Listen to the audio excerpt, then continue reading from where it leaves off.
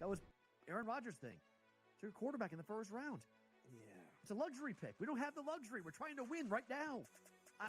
I'm in a window right now, and you're going to say, no, we're going to plan this for the future. With a guy who had 4 seasons ended by injury. 4. Like, Michael Penix is a walking injury. Like, what are you doing taking him in the top 10? The Bostonian versus the book. And now you have to qualify in these majors. You got to go do it, man. Like, and it just comes off really petty to sit up there and be like, I'm not. You know what you signed up for. So I don't like the pettiness. And I 100% think Taylor Gooch should be in the major championships. Mm-hmm. So in the same note, I'm saying this, but also it's like, hey, this is the world in which we live in right now, and you don't deserve anything. Only on SportsGrid. It's smarter to be on SportsGrid. Your 24/7 sports wagering network. The early line. Magical and historic season in Lincoln, Nebraska continues. He is the best player in the NBA, but also in the biggest moments where the national media is watching. Newswire. Something that we have never seen happen before with one of the iconic coaches in the game. Pharrell, coast to coast. The team covers. It's automatic. It's every time. Not sometimes. It's every time. Game time decisions. Luka is actually far more dangerous from 3 on the road this year than at home. This game here tonight, you may want to consider taking as many points as humanly possible. In-game live, prime time. We got not 1, but 2 coaches fired systems in place. Sports Rage this late sort of night. has letdown written all over it. It's going to be hard to match the emotion that they played with the other night. It's smarter to be on sports.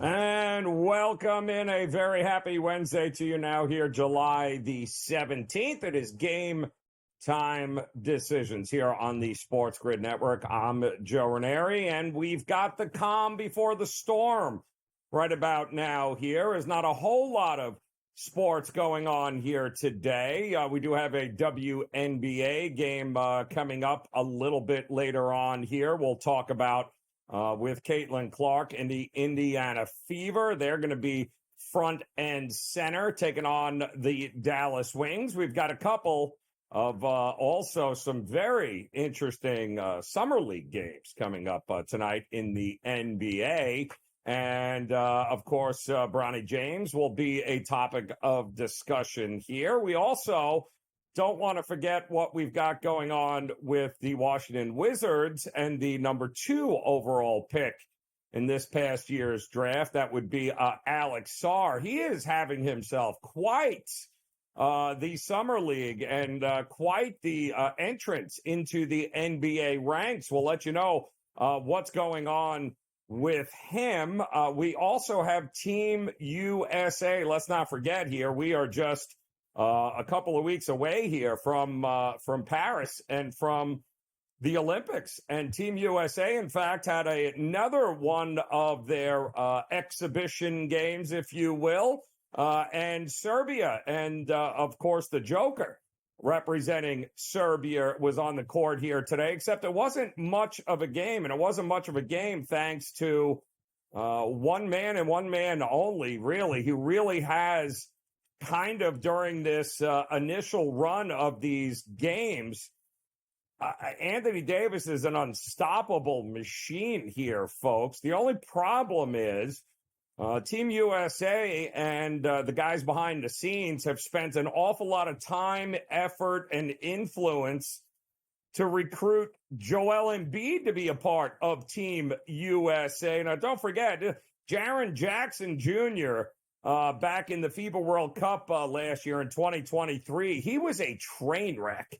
And Team USA thought they absolutely, getting ready for the Olympics, they needed Joel Embiid to be a part of this team. And Joel Embiid was kind of going back and forth. France wanted him badly And there was a letter circulating that Embiid allegedly wrote to French President Emmanuel Macron asking for citizenship so he could play for them. That leaked back in April, but then, of course, he chose, when that story broke, to play for Team USA. And all fine and dandy. The problem is, and if you've watched any of these games, he's not in great shape. But he wasn't in great shape in the playoffs because of the injuries. I would imagine that is playing a big role into why he has been less than overwhelming. And in fact, he's been quite underwhelming in this so far here. I think he fouled out in his first exhibition game.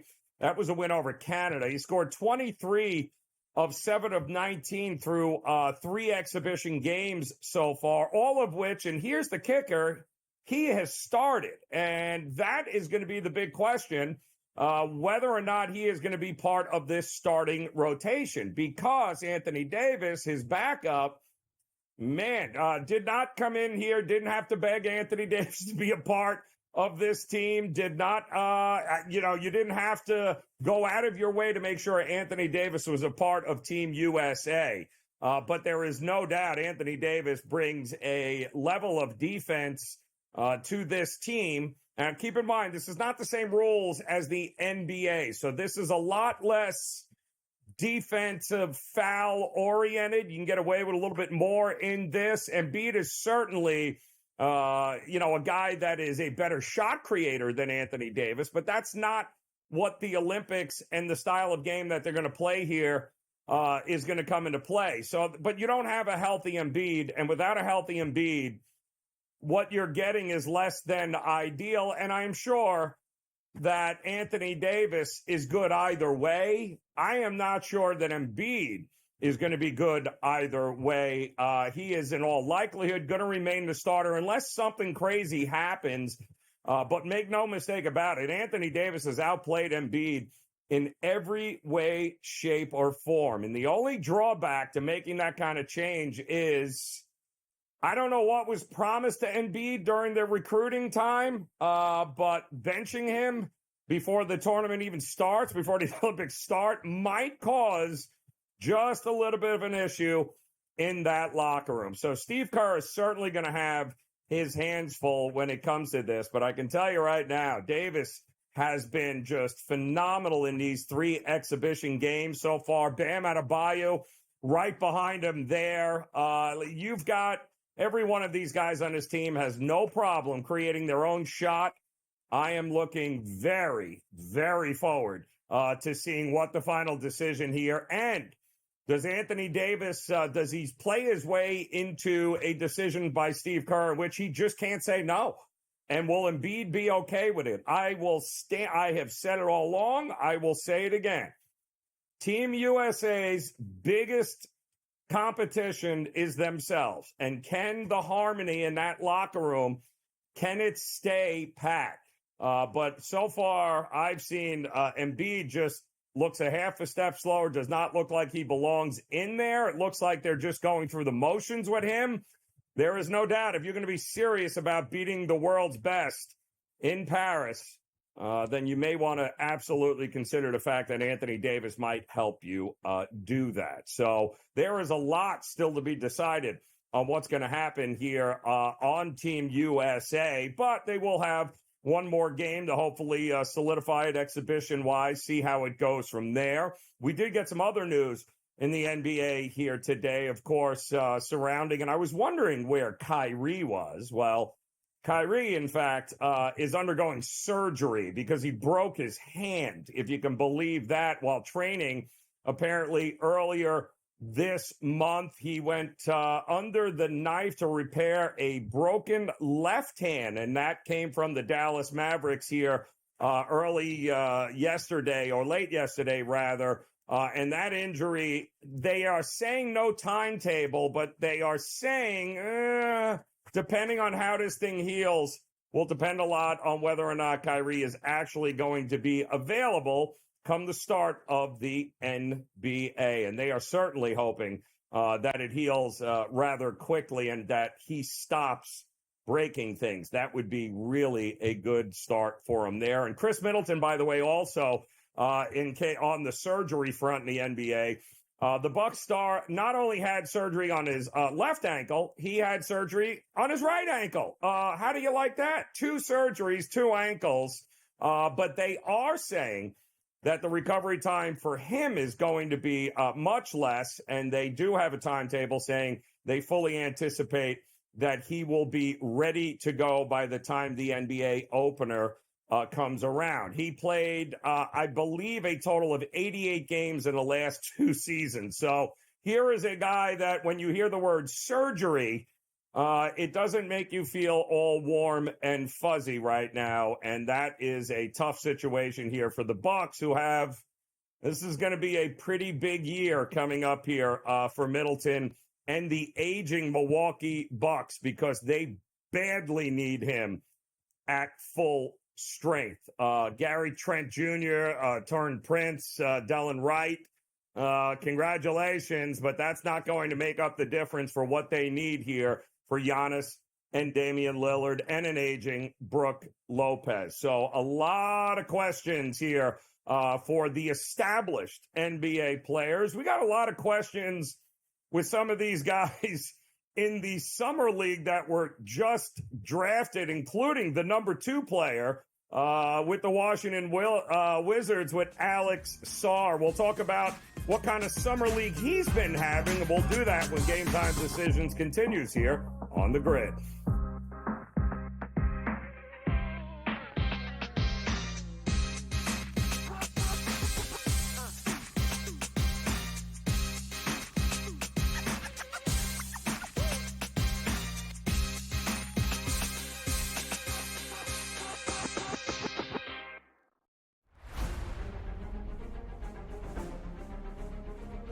One of the many exciting things about joining Live was being able to come here and play in front of a Spanish crowd, especially on a level of event and level of competition that I hadn't really yet enjoyed. Right, I've been able to play events in Spain. We are in the beautiful Valderrama, which some say is the European Augusta.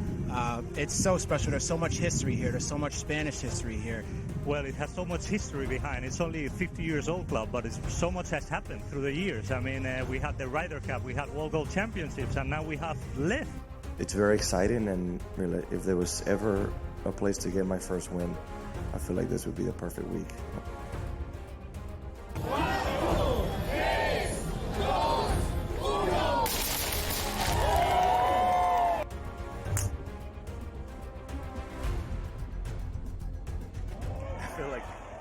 This wind at this golf course is so difficult that it's equally stressful no matter when or where you're playing it. But it was fun. It's always fun to be back home and be with the home crowd. It's always a joy to have this many people supporting me all day. It's so much fun.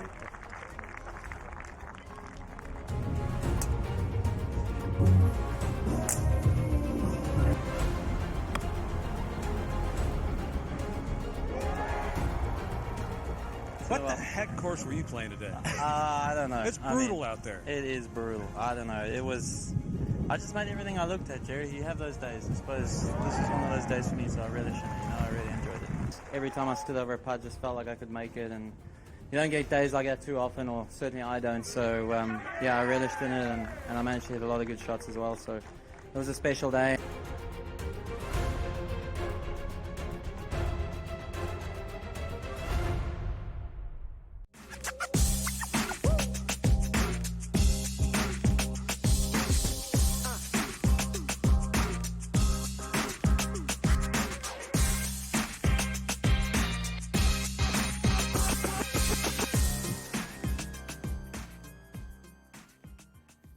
All right, welcome back in Game Time Decisions here on the SportsGrid Network. I'm Joe Raineri. A very happy Wednesday to you here as the dog days this summer are officially off and running. We won't have any Major League Baseball back until Friday, so we've got a couple of days reprieve coming off of what was a American League winning all-star effort yesterday. And, of course, a lot of folks coming out of the home run derby, which I've seen 50% of people be real excited about. They love the new rules. They love the whole new format. 50% of the people absolutely hated it, which is about what you get. But there is no doubt 100% of the people were looking forward to Paul Skeens getting on the mound there yesterday in that All-Star game and going up against, and they were hoping for an Aaron Judge, Paul Skeens battle, and they got it. And something it just felt real fishy about walking Soto there on 4 pitches, but that's a story for another day.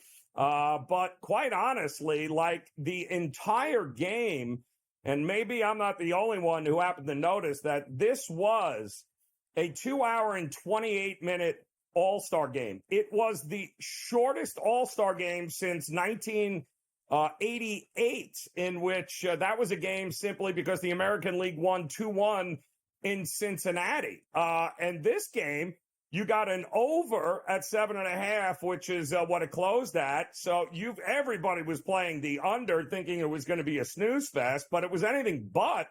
And of course, it was a Boston Red Sox that had to win the MVP and win it for the American League, who is now 48-44-2 in the All-Star game. They had won 9 in a row before the Nats won last night, before the Nats won last year, rather. That was a 3-2 win in Seattle. But really, the anticipation of having Paul Skeens out there on the mound, getting ready to go head-to-head, it was certainly worth the price of admission. But now the second half will be almost upon us here, and we've got a lot to look forward to here in the second half of Major League Baseball. We'll talk a lot about that a little bit later when our good friend George Kurtz swings by here. We'll take a look at some of those markets, the overs for the Cy Young. How about the World Series odds we'll take a look at? And what do you think has happened to the odds for Paul Skeens?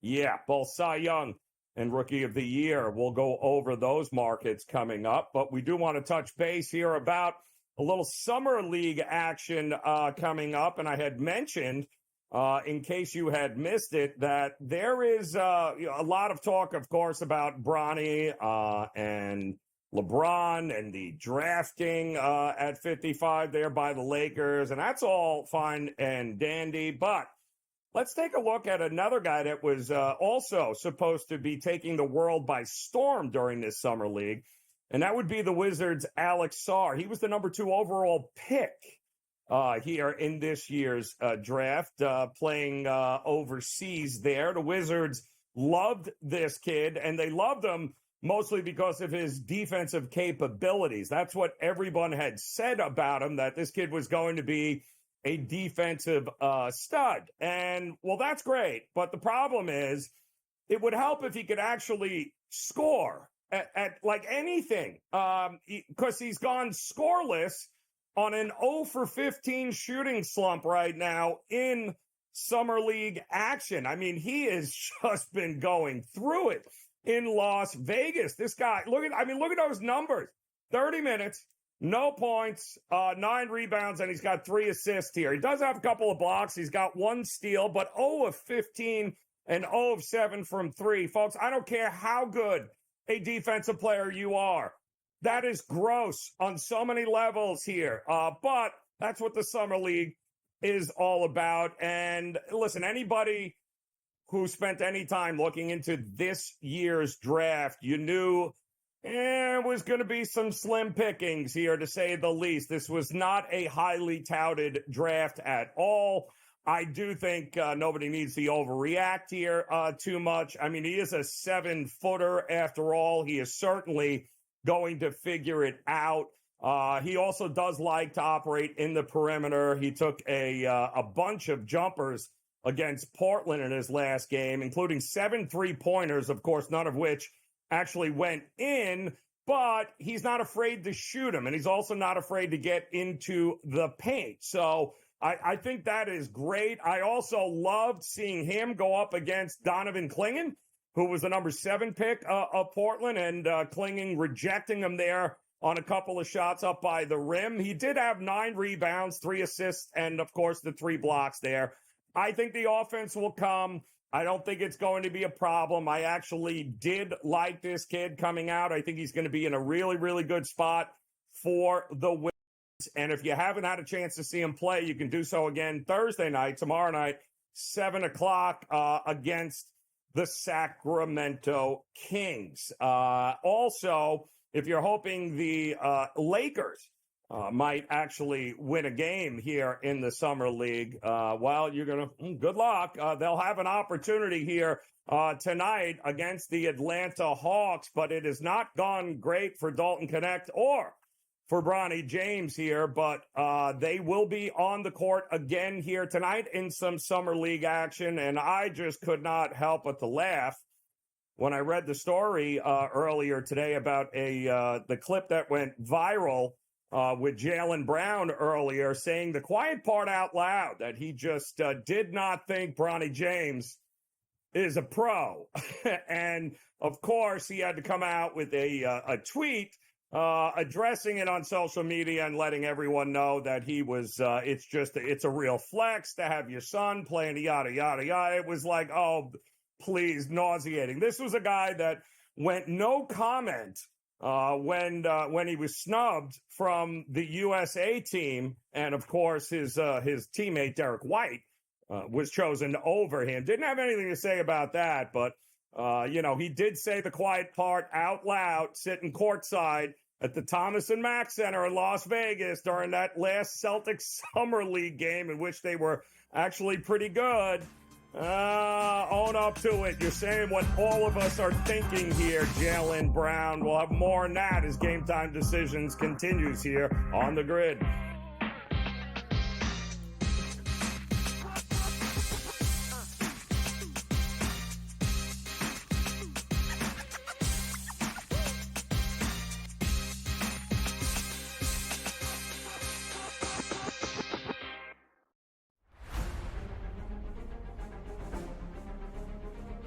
One of the many exciting things about joining Live was being able to come here and play in front of a Spanish crowd, especially on a level of event and level of competition that I hadn't really yet enjoyed. Right, I've been able to play events in Spain. Here in the beautiful Valderrama, which some say is the European Augusta.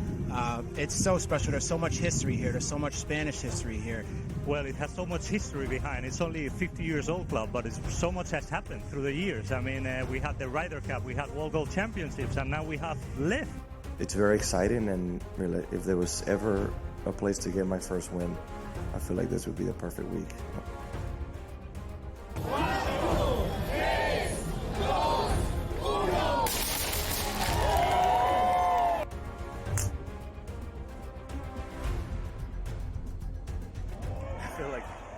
This wind to this golf course is so difficult that it's equally stressful no matter when or where you're playing it.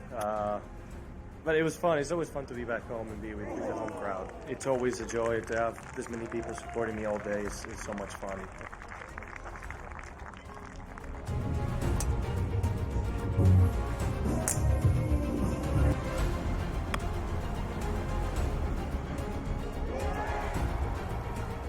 What the heck course were you playing today? I don't know. It's brutal out there. It is brutal. I don't know. I just made everything I looked at, Jerry. You have those days. I suppose this is one of those days for me, so I really shouldn't. I really enjoyed it. Every time I stood over a putt, just felt like I could make it, and you don't get days like that too often, or certainly I don't. So, I relished in it, and I managed to hit a lot of good shots as well. So it was a special day.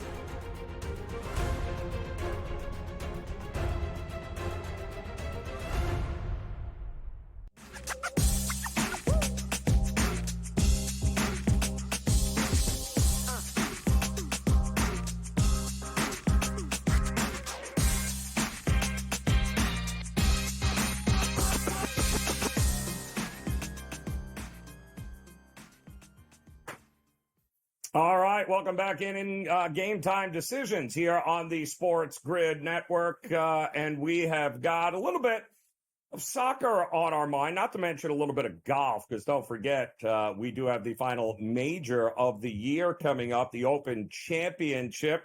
And our good friend Keith Stewart's going to stop by here in just a few. We're going to go over everything you need to know about that, including possible history being made if one Scotty Scheffler can continue to do what he has done pretty much at an unprecedented rate, and that is win yet another golf tournament. But we got a ton of MLS here on Wednesday night, and there is a big story breaking out of Philadelphia and Chester, Pennsylvania here tonight. The Philadelphia Union are going to be taking the pitch, and they may very well do so with a 14-year-old starting for them against the New England Revolution. And this game is set here in about an hour, 7:30 Eastern time. And Kevin Sullivan is the kid's name here. And if he does make his debut tonight, he will become the youngest player ever to take the pitch in the MLS. That is breaking a 20-year-old record that was held by Freddie Adu with the DC United. That was all the way back in April of 2004, taking on the San Jose Earthquake. Freddie Adu accomplished that feat. He was 14 years old, 306 days. While Sullivan, if he gets on that pitch tonight, and it's all indications that he is, he'll be 14 years old, 293 days. So unbelievable. He is the younger brother of the Union midfielder Quinn Sullivan. But get this, he did sign and maybe we're all looking at this wrong. We're all trying to play football and basketball and maybe soccer is the way to go when you can sign a record-breaking homegrown player deal where at 14 years old, he's making more than $500,000 a year, which is just absolutely crazy. Now, he is playing on the younger team, the MLS Next Pro team, but they are very high on this kid, and he is absolutely a prodigy, and it should be a whole lot of fun if he gets out there to see a 14-year-old just spank a few of the older guys. This should be a good watch here tonight, to say the least. Not to mention, you got plenty of other games going on. As you can see, the Union is a small favorite there, but you do have a ton of other MLS games that are going to be on the board here tonight. Cincinnati taking on the Chicago Fire. That game coming up at also 7:30. Columbus Crew taking on Charlotte FC. That, too, is part of the 7:30 game. Columbus, by the way, absolutely on fire, winners of their last 5 straight. The New York Red Bulls getting ready to go at it against Montreal. That game also next hour. We told you about the Union, and really, I mean, they're going through it. They've lost 3 of their last, or actually 4 of their last 5. So anything to take the focus off the fact that they can't win a game, the Philadelphia Union, would be great. Don't forget Atlanta United FC coming in tonight against New York City FC. Inter Miami, by the way, winners of 4 of their last 5, won't have Messi anytime soon with that ankle, but they'll be taking on Toronto FC, who's going the wrong way. They, too, have lost 4 of their last 5 in that one, and hopefully the Inter Miami squad be able to survive here without Messi for the time being. Dallas taking on Austin, a big battle of Texas coming up in the 8:30 time slot. You have Minnesota United. They, too, will be in action. How about Nashville SC taking on Orlando City? That's a game in which starting to get an awful lot of love to the over in this one. Might be worth keeping an eye on. These are 2 of the better teams in the MLS right now, both hovering right around 23 points. This game's got a lot of juice tonight. And, of course, a little late-night action with the LA Galaxy taking on the Colorado Rapids. San Jose will be taking on Houston. And, of course, Vancouver. No doubt Gabe Morency is going to be interested in this game. The Whitecaps taking on Sporting KC. And that game is coming up here at 10:30 Eastern time here tonight. So the MLS in full effect here. A little slow time of year, but don't forget Philadelphia tonight, Chester, Pennsylvania. Will a 14-year-old take the pitch and start a game for the Union? We're going to find out if it is. History is being made. We're going to talk some Open Championship next year as Game Time Decisions continues on the grid.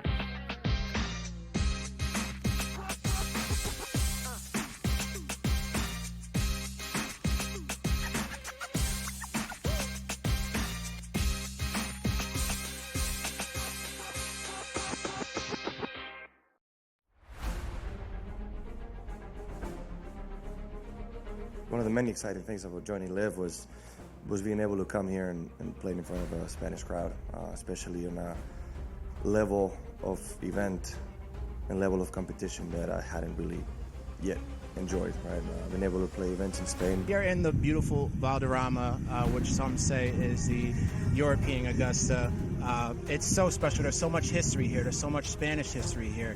Well, it has so much history behind. It's only a 50 years old club, but so much has happened through the years. I mean, we had the Ryder Cup, we had World Gold Championships, and now we have Live. It's very exciting, and really, if there was ever a place to get my first win, I feel like this would be the perfect week.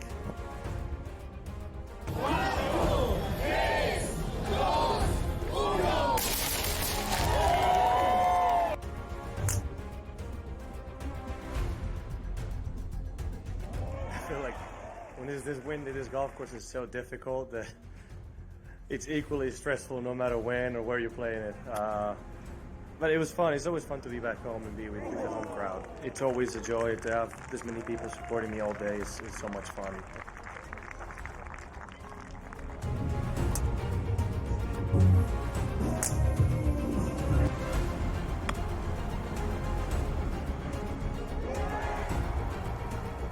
What the heck course were you playing today? I don't know. It's brutal out there. It is brutal. I don't know. I just made everything I looked at, Jerry. You have those days. I suppose this is one of those days for me, so I really shouldn't. I really enjoyed it. Every time I stood over a putt, just felt like I could make it, and you don't get days like that too often, or certainly I don't. So, I relished in it, and I managed to hit a lot of good shots as well. So it was a special day.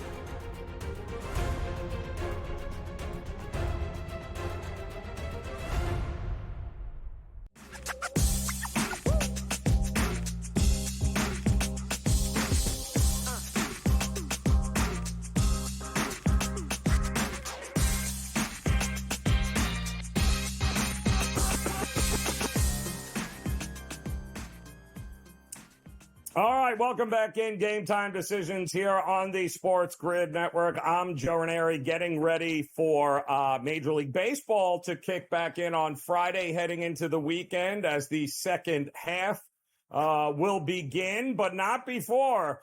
Middle of the night, we're going to have our final major of the PGA Tour season as they head to the old course at Royal Troon. And Keith Mitchell in the house stepping in. He is about to go to bed here, folks. This is way past his bedtime to have to get up to start watching this, which, of course, Keith, is this is going to be, 7 hours difference? How many, what's the hour difference between us and them in Scotland right now? First of all, Joe, good evening on a Wednesday. I'm Keith Stewart. You're betting Keith Mitchell, and you're losing whatever money that you're spending. That's sorry. On it, right? Yes, that's a good point. That's a good point. That's all right. Keith Stewart.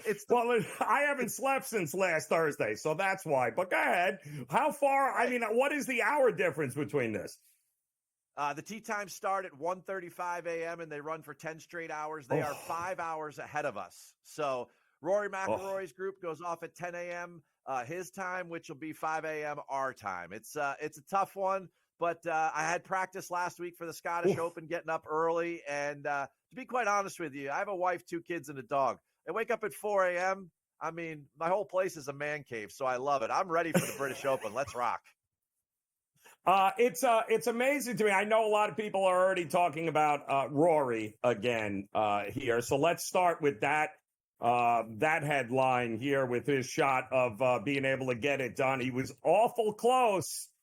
We know this just a month ago at the U.S. Open, couldn't get it done. Didn't look terrible for a guy who hadn't played, 3 weeks in the Scottish, right? But are we banking on him to finally turn over the leaf and get another one here? Well, I tell you what, Joe, he's the first name on my outright card. And at 8-1, it is a big pill to swallow, but I wouldn't do it. And I very, very, very rarely back Rory McIlroy. Anyone that knows me over there at Read the Line, they know that I very rarely write his name down because there's always drama attached to him. But here's the thing, and here's why I believe what I saw last week at the Scottish Open was perfect. With his B-plus game, he kind of just woke back up, got back from his rehab month, and then all of a sudden he is right there in a top 4 position. He's shown that he can hit the ball still, he can putt, he can do all the things he needs to do to take home the claret jug this week. But what's most interesting to me in that coming to Royal Troon, he's finally at a major open site where he doesn't have some sort of saga or storyline that has to play out. He goes to a place like Oak Hill. That's where he met his wife. He goes to the Masters. He needs it for the career Grand Slam. He goes to Valhalla. That was the last place that, he won a PGA. He went to Liverpool last year. That was the last place he won an Open Championship. This place, Royal Troon, the last time he was there, he finished T5. He had a great showing, a 67 on Sunday. He has to feel really good about the way he's playing coming in. And, quite honestly, in his last 13 major championships, this guy has 9 top 10s. I know he hasn't closed, but he's been there a lot. And as that, I think he's learned a lot, and I think he's ready. And I really think the month off was a blessing in disguise. It's kind of crazy because here we are. It would be a fantastic story, and it's what most people are talking about. But the idea that Scottie Scheffler, once again, the favorite here, but I tried to look. Not a lot of guys have won 2 or more majors in a year, not to mention the Masters and the Open. The Open Championship by far is the most variance of them all. Would you agree with that? I mean, it is a crapshoot here. But if he does do it, my goodness, I mean, we're only talking a handful of guys that have had this kind of run in a season in the history of the game, and nobody seems to be talking about it. This is true. Excuse me. This is true. But at the same time, we're used to Tiger Woods things. Tiger won 6 times in a year twice. Yeah. I mean, he won 7 times in a year once, 8 times in a year twice, and he won 9 times in a year. Yep. So Scotty's got a ways to go before he sets too much history, at least in the modern golf era. That being said, he hasn't looked good this week in practice rounds. And even in the press conferences, he said, I'm struggling a little bit. I'm trying to figure some things out here. If Scotty was primetime Scotty, I wouldn't be backing him at 4 or 5 to 1. And the line is starting to show that. I mean, he started the week around 460 and he's already up to 550. That's a lot of movement for the favorite, especially a guy who's won 6 times in 8 starts.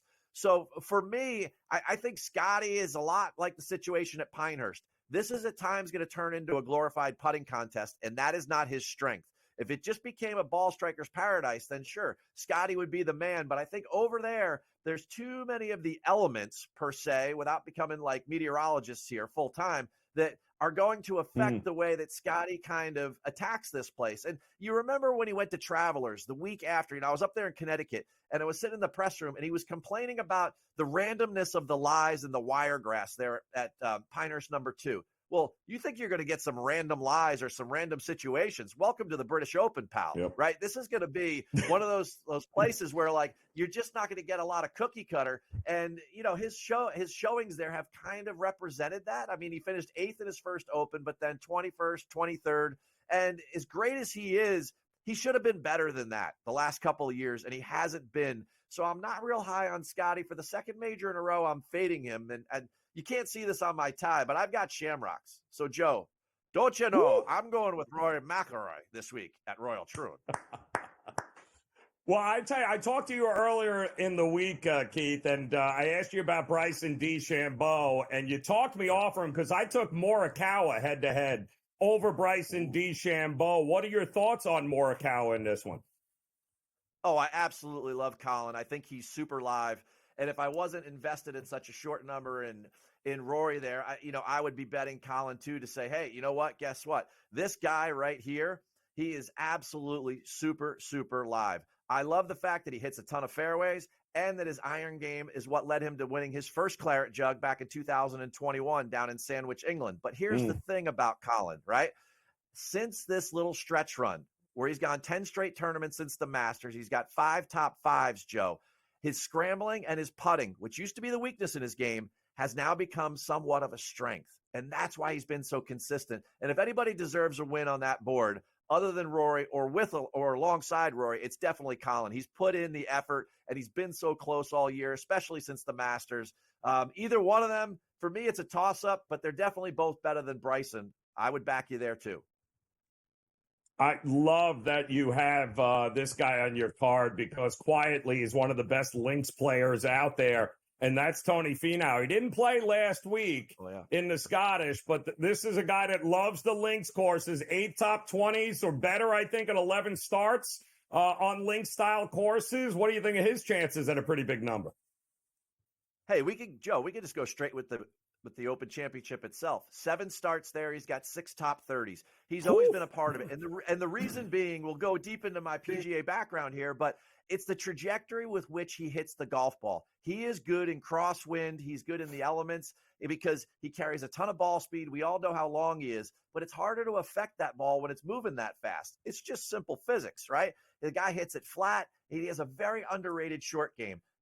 I know he's not a great putter, but over there, the greens are slower and they're flatter because they're always so wind affected. And that helps his flat stick stroke. So Finau can find a way. And at a number like 50-1, I mean, I ran to the window on Monday and I wrote an article for Golf Digest because I was like, Finau's number is going to crash a little bit here. It might go down into the 40s because people are going to see that this guy's had 5 straight top 18 finishes coming into the Open Championship, and he's got a good Open history, and it's a feel-good story. And a lot of people, based upon those 3 things, they're going to get fired up about Tony, and I think he can take home the claret jug for sure.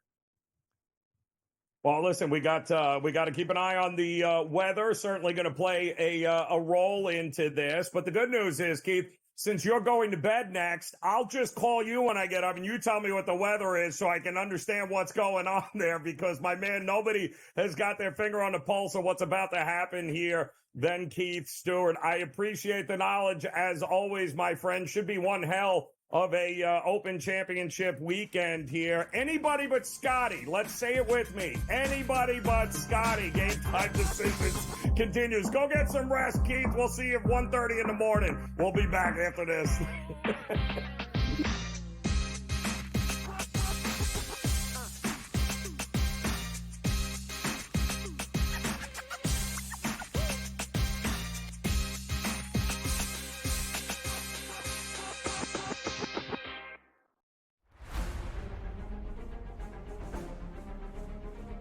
One of the many exciting things about joining Live was being able to come here and play in front of a Spanish crowd, especially on a level of event and level of competition that I hadn't really yet enjoyed, right? Been able to play events in Spain. Here in the beautiful Valderrama, which some say is the European Augusta.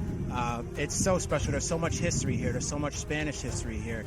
Well, it has so much history behind. It's only a 50 years old club, but so much has happened through the years. I mean, we had the Ryder Cup, we had World Golf Championships, and now we have Live.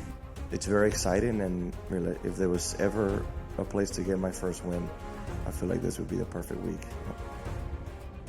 I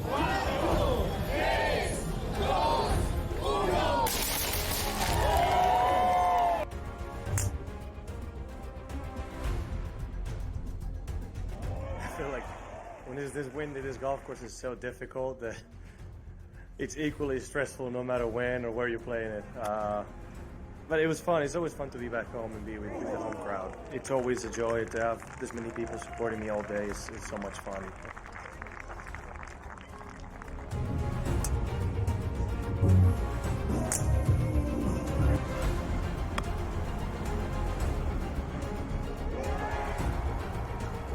What the heck course were you playing today? I don't know. It's brutal out there. It is brutal. I don't know. I just made everything I looked at, Jerry. You have those days. I suppose this is one of those days for me, so I relish it. I really enjoyed it. Every time I stood over a putt, just felt like I could make it, and you don't get days like that too often, or certainly I don't. So, I relished in it, and I managed to hit a lot of good shots as well. So it was a special day.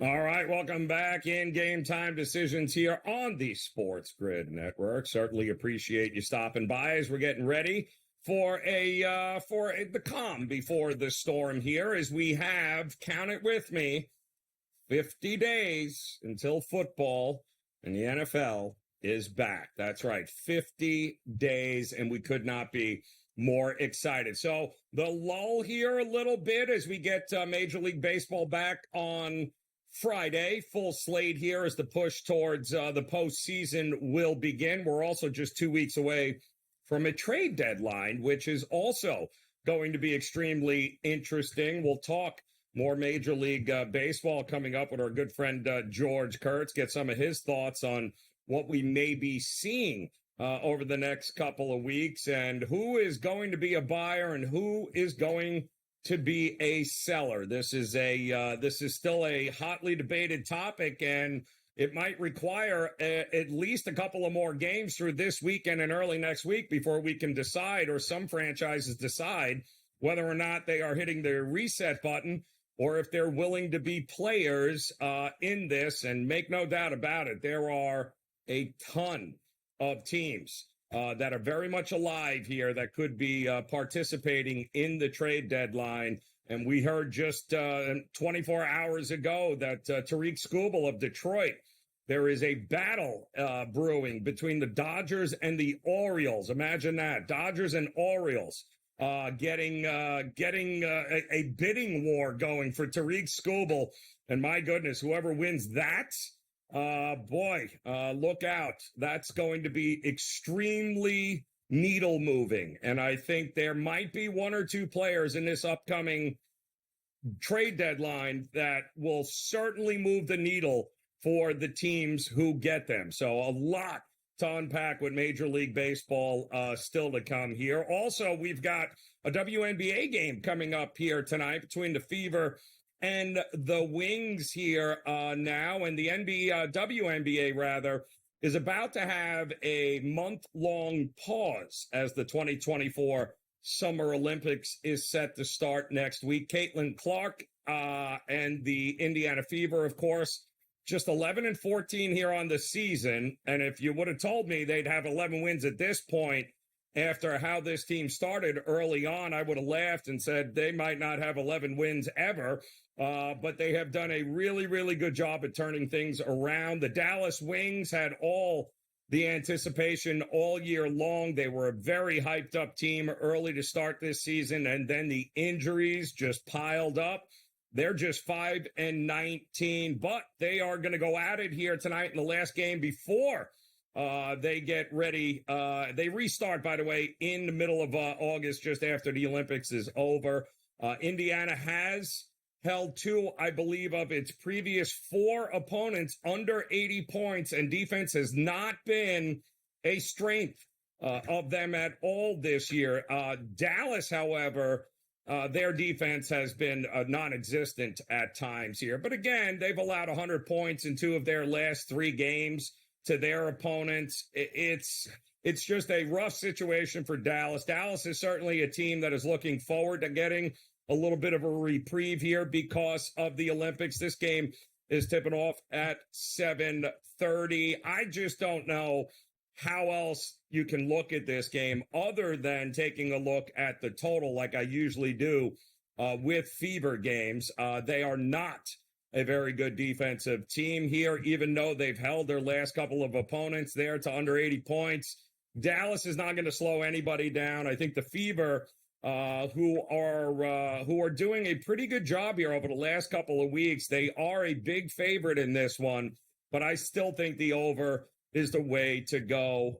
Indiana will try to make a push here. I do think Dallas is just incapable of going to be able to stop Aaliyah Boston and Caitlin Clark in this one.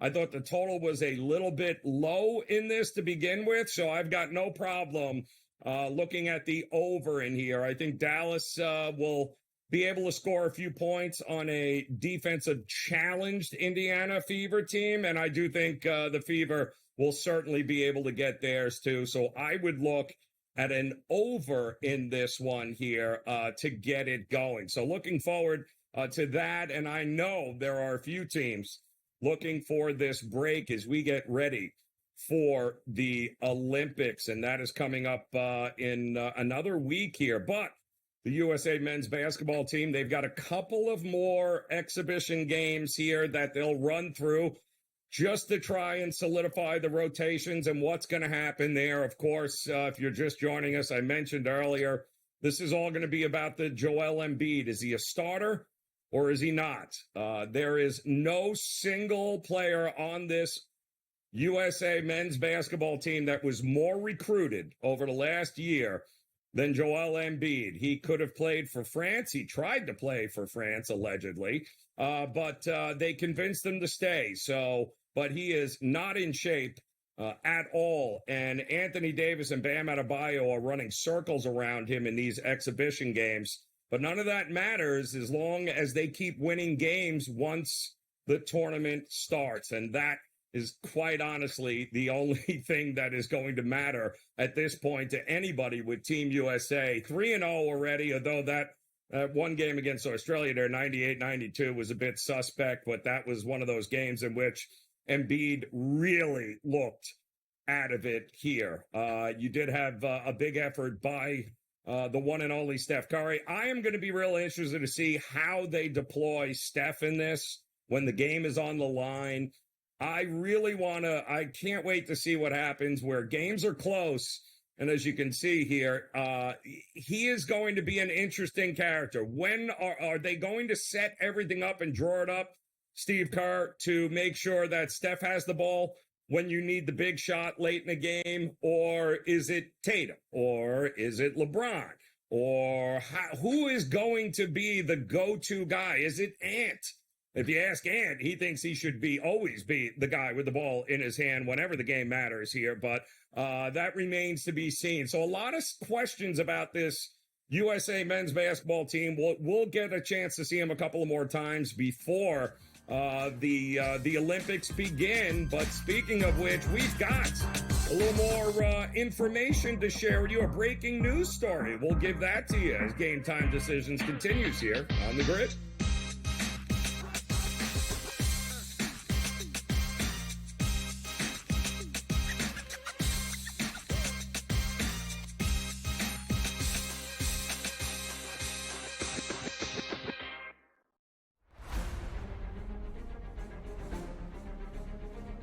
One of the many exciting things about joining Live was being able to come here and play in front of a Spanish crowd, especially on a level of event and level of competition that I hadn't really yet enjoyed. Right, I've been able to play events in Spain. Here in the beautiful Valderrama, which some say is the European Augusta. It's so special. There's so much history here. There's so much Spanish history here. Well, it has so much history behind. It's only a 50-year-old club, but so much has happened through the years. I mean, we had the Ryder Cup, we had World Gold Championships, and now we have Live. It's very exciting, and really, if there was ever a place to get my first win, I feel like this would be the perfect week.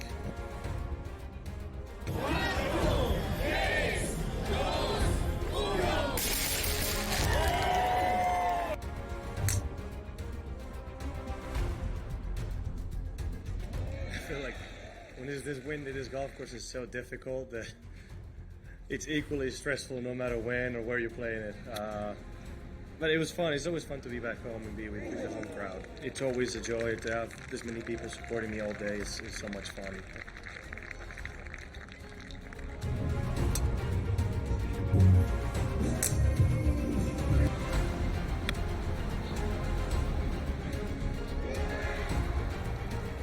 What the heck course were you playing today? I don't know. It's brutal out there. It is brutal. I don't know.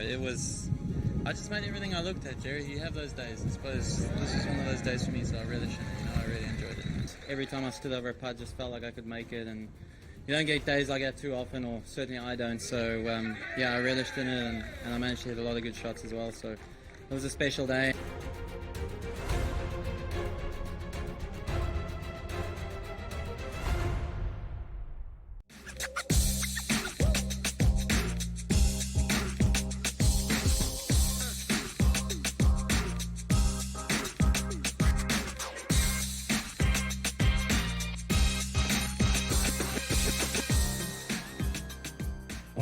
Welcome back in Game Time Decisions here on the SportsGrid Network. I'm Joe Raineri. We're going to close out this first hour with a couple of very interesting stories that have broken here. The first, we're going to start with, how about Jontay Porter, who had enough gumption to be able to try and lay a whole lot of money on props dealing with him, and boy, did that not work out.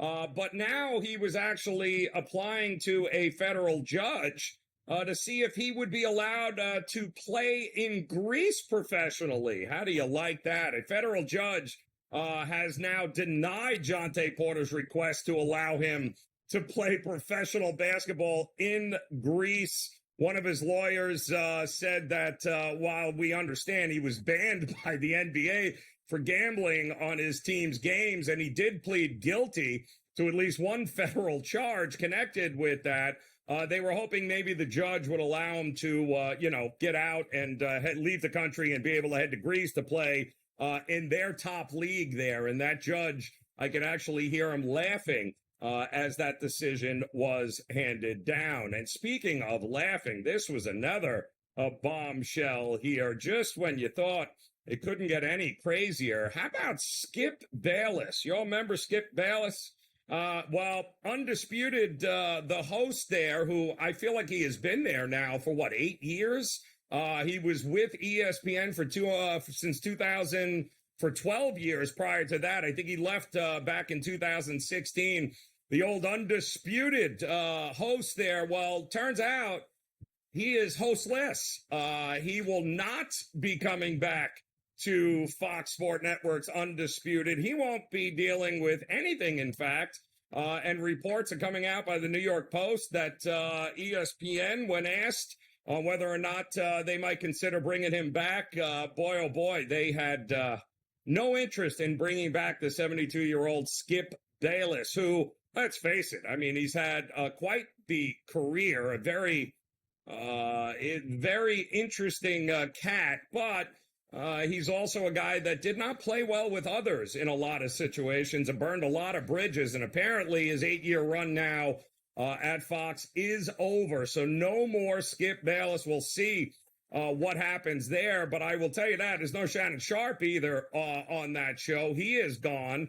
But they are looking at Michael Irving, Keyshawn Johnson, and Richard Sherman to join maybe possibly Paul Pierce to fill in the void that might be created here with this announcement. So unfortunately, no more Skip Bayless, who, let's all be realistic, there was at one point, nobody got under people's skin better than Skip Bayless. He was, you want to talk about pushing the right buttons, he got people talking one way or another. I don't happen to think he actually believed half of the things that came out of his mouth, but they were great for ratings, and they were certainly great to get people riled up on social media. But they are moving on from Skip Bayless, which is actually kind of crazy when you think about it. I had mentioned also earlier that we have got now just 50 days until the NFL season begins, but we are just a couple of weeks away from camps opening up, which should be a lot of fun there. And I, for one, am looking very forward here at the end of this month to get it going. And same thing with college football. Let's not forget, the college football landscape is going to look a whole lot different this year with no more Pac-12 and the realignment. But maybe the weirdest thing is going to be no more Nick Saban. In fact, former players are already taking shots at Nick Saban, if you haven't seen that already, including his former Alabama offensive lineman, Tyler Booker, who had not great things to say on the SEC Media Day when Nick Saban was asked about what could possibly be the end-all, be-all game here this year. And Saban, of course, pointed to Georgia and maybe Texas playing in the SEC championship game. And his former players were not very happy with Saban's comment. And boy, oh boy, did they let him know. And after 17 years at Alabama and 6 national championships, Saban playing a lot of golf these days, taking unmitigated shots at his former team. This should be very, very interesting as him behind the mic in front of the camera critiquing what's going on with his former team. We got a lot to look forward to, including plenty of Major League Baseball. We'll do that when Game Time Decisions continues here on the Grid.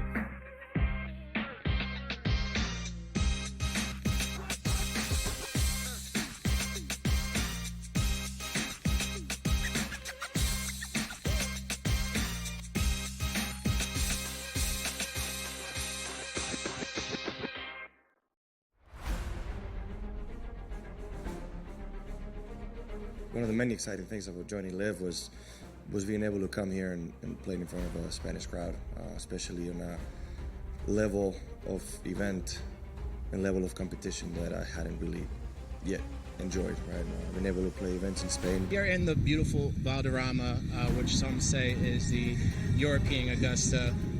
It's so special. There's so much history here. There's so much Spanish history here. Well, it has so much history behind. It's only a 50 years old club, but so much has happened through the years. I mean, we had the Ryder Cup, we had World Gold Championships, and now we have Live. It's very exciting, and really, if there was ever a place to get my first win, I feel like this would be the perfect week. I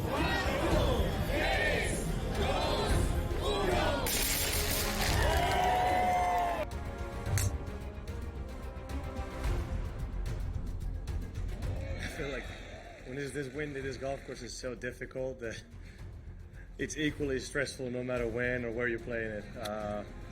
But it was fun. It's always fun to be back home and be with the home crowd. It's always a joy to have this many people supporting me all day. It's so much fun.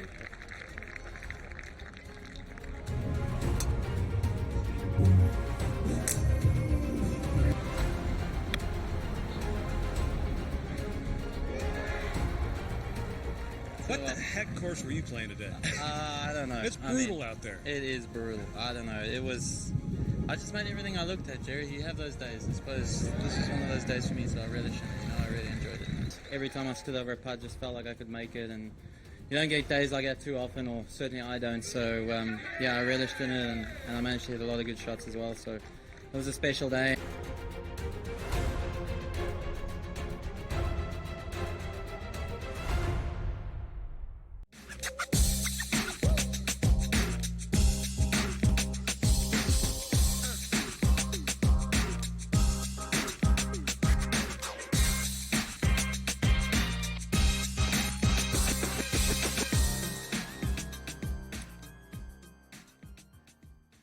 All right, welcome back in Game Time Decisions here on the SportsGrid Network. We're off and running here another hour on this Wednesday now, July the 17th. The Major League Baseball All-Star break will continue for at least another 36 hours or so before everyone returns to action on Friday. But we did have an entertaining all-star game last night, and this certainly does give us an opportunity to take a look at some of the markets here, especially the future markets when it comes to players, and of course the futures market when it comes to who's going to win the pennant, who's going to win the World Series. It's fascinating to look when you think about it on where we started back in March and April compared to where we are now with some of these odds here. And the real battle, of course, there's a couple of divisions that are going to come down to the wire. And I happen to think the American League East is going to be one of them without a doubt, because it's really just all about the Yankees and the Orioles here. But even though the Orioles went to the break after the Yankees absolutely threw up all over themselves there in that final game before the All-Star break, Baltimore finished this first half of the season just a game ahead of the Yankees, but the Yankees remain the favorite. And I will say again that I do think this trade deadline coming up could change the fortunes and certainly the odds of a couple of teams here. And if some of these names and the rumors are true, with teams like Baltimore and the Dodgers battling right now. Apparently there's a bidding war going on with Detroit for the services of Tariq Skubal, and I don't think he is going to be the only one, in fact, that is going to be up for grabs. I am also hearing with this July 30th trade deadline, and it'll be here before we know it, and there are a couple of very interesting names. Of course, Crochet, the monster pitcher, young pitcher from the White Sox, who are the worst team in baseball. They're on pace to be the worst team ever in baseball, which means everything is for sale, including guys like Tommy Pham, who is also being reported to be courted by the Phillies, who could use his bat and his outfit, his defense. The Royals are also looking to make a play for him. He's 36, and he's actually having a pretty darn good year, and he is stuck in the middle of nowhere land with the Chicago White Sox, and he is also eligible for free agency at the end of the season. So Tommy Pham is a name that keeps showing up with a lot of guys, and whether or not he's going to be able to land on a team that might compete for a playoff spot.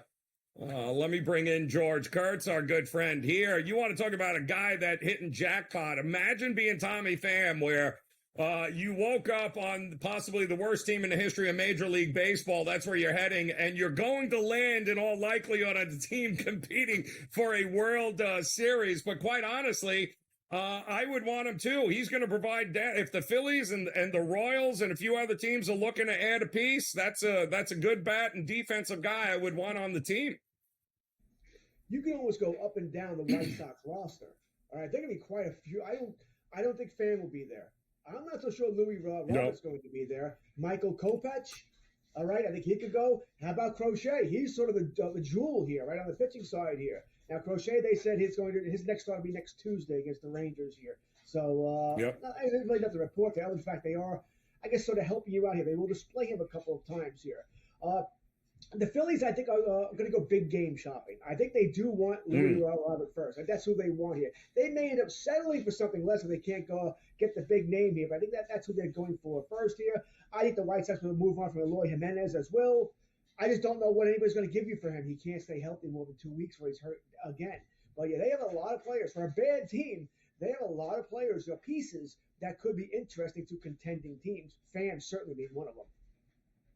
Yeah, he is going to be good. The other name that we're hearing, in which a lot of people just had a chance to see play, was the 25-year-old closer from the Oakland Athletics, soon to be Vegas A's, I believe here, who came in and was pretty darn impressed. I mean, the guy's throwing triple digits, man, in the All-Star game to batters, which I thought was fantastic. But there are people split here, Kurtz, on whether or not you would think the Athletics are in sell mode regardless, but he's under team control through 2029. So shouldn't you sell high, though, if you're the A's? I don't know what you would hold on to him for at this point.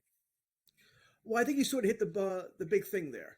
All right, with Miller, and listen, wasn't Crochet should be on this as well here? Good young players here. If you get an offer that you can't say no to, okay, he's got to move on here. But if you don't, it's not they're okay offers, well, then you hold on to the player. Now, we did hear from Miller or the team, maybe both here, that he would still consider starting to in the future. I'm not talking this year. This is more of a next year thing. That could raise his value a little bit. If he's just going to be a reliever, I mean, let's face it, I don't care how long you got control of him. When do we really expect the A's to be good again? 3 years? 4 years? I mean, it's going to be a while. So I think you still consider moving him. If he can go into the rotation, be anywhere near the player he is now, that's immense value there. So I don't expect the A's to move Miller. I don't. Maybe some team knocks their socks off and they feel they have no choice here, which is fine. I'd be in favor of it. But I think Miller stays. I think and this is a team we're not hearing, by the way, but I think the Baltimore Orioles should be that major team for Crochet, although we're not hearing them. We keep hearing the Yankees are interested. I think the Brewers we've heard are interested, but not the Orioles. It's just strange to me. So we'll see how that works out there. But I think that's how it's going to go. With good young players that teams have control over, unless they get, like I said, knocked off their side. Oh, my God, I can't say no to this. They say no. But if someone does, if the Yankees offer Spencer Jones, well, guess what? The A's, White Sox, they're going to listen. Yep. Well, and I think it's fascinating that Skubal is already the Dodgers and Baltimore, two teams that could very much use his services there. But when it comes to the Dodgers, who's going to outspend the Dodgers? They are clearly don't care about how much money they spend. So if it comes down to it, are the Orioles really... Are they ready to do whatever has to be done to make a run at this? I mean, listen, there's no guarantee with that pitching staff they're even going to beat the Yankees in the American League East. I'm of the belief that if the Orioles can add a top-notch starter and a top bullpen guy, they're the best team in the American League by far. I don't know if there's any team that's even close to them. They'd be right there with the Phillies and the Dodgers once they get healthy here. If they don't do anything or do smaller moves here, if they get cheap, well, then you just said it. I don't know if they'll beat the Yankees. We just saw the Yankees take 2 out of 3 and probably should have swept them over the weekend. I don't know if they can, beat Seattle with that pitching staff. I don't know if they can beat Houston if they figure things out. I don't know if they can beat Cleveland, who really might be the best team in the American League anyway. Right? I may be the Yankee fan. I want the Orioles just to be stagnant. Don't do anything. Right? Because as a Yankee fan, I don't want that. But as a baseball fan, I want to see the Orioles go for it. They have, if not the best minor league system, it's a top 3 system. They also have an overabundance of outfielders and middle infielders. They can't all play at the major league level, Joe. Yeah, they can't. You can't fit them all in your roster here. Move them. I'm not saying you have to move all of them, but find the right deal that brings you the players to compete this year. The Orioles are sort of stuck in that quagmire with the rest of the American League. I said the Yankees, the Mariners. I think the Astros are going to be there at the end too. Cleveland's been really good, but we'll see what they do at the deadline. But it's all a quagmire. It's no great team here. All right? If the Orioles make the right move, they're that great team. And if you can take on a play with term too, even better. You might be the great team for years. It was a great start by getting Corbin Burns. You have to keep going. Yeah, no, you definitely do. And there were certainly some shockers, I think, in the first half of the season here. And the odds for the futures board certainly seems to be adjusting. And we know the Dodgers and Phillies have been the favorites for most of the season. We'll take a look at some of those numbers and what does it mean moving forward when Game Time Decisions continues here on the grid.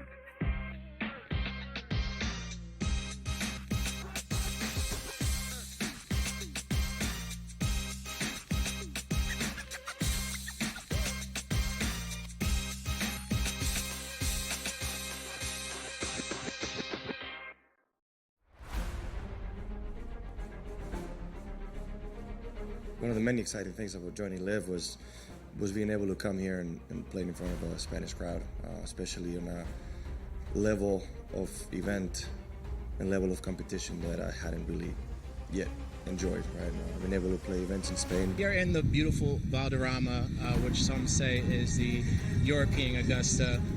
It's so special. There's so much history here. There's so much Spanish history here.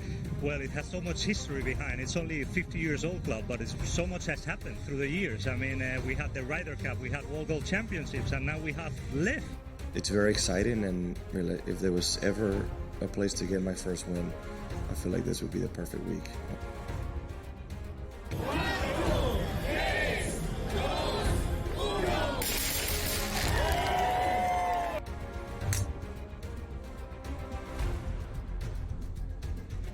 feel like when this wind at this golf course is so difficult that it's equally stressful no matter when or where you're playing it.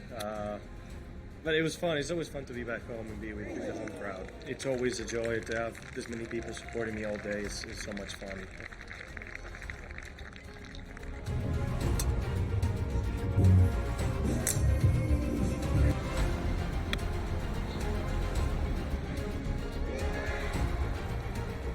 What the heck course were you playing today? I don't know. It's brutal out there. It is brutal. I don't know. I just made everything I looked at, Jerry. You have those days. I suppose this was one of those days for me, so I relished it. I really enjoyed it. Every time I stood over a putt, just felt like I could make it, and you don't get days like that too often, or certainly I don't. So, I relished in it, and I managed to hit a lot of good shots as well. So it was a special day.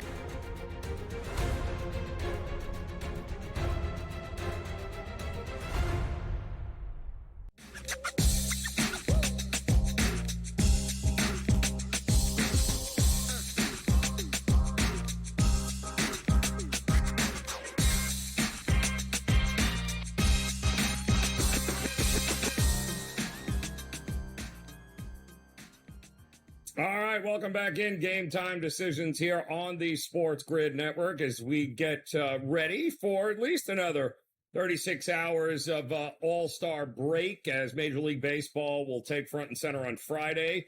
As it really, from that point on, it's going to be a push to the postseason. A lot of teams are vying for that final spot. And, of course, still a lot to be decided, including a trade deadline that's going to be on July 30th. So we welcome back in George Kurtz here. And George, we know the Dodgers And the Phillies are just, to me, a little bit of a surprise, given the fact that they usually notoriously start slow and then pick it up right at this time of year is usually when you want to back the Phillies. But the fact that the Phillies have the best record in Major League Baseball, the fact that the Dodgers were set, I think, at 106.5 wins, and they ain't anywhere even close to that, makes it a very interesting futures board now when it comes to favorites in both the National League and the American League.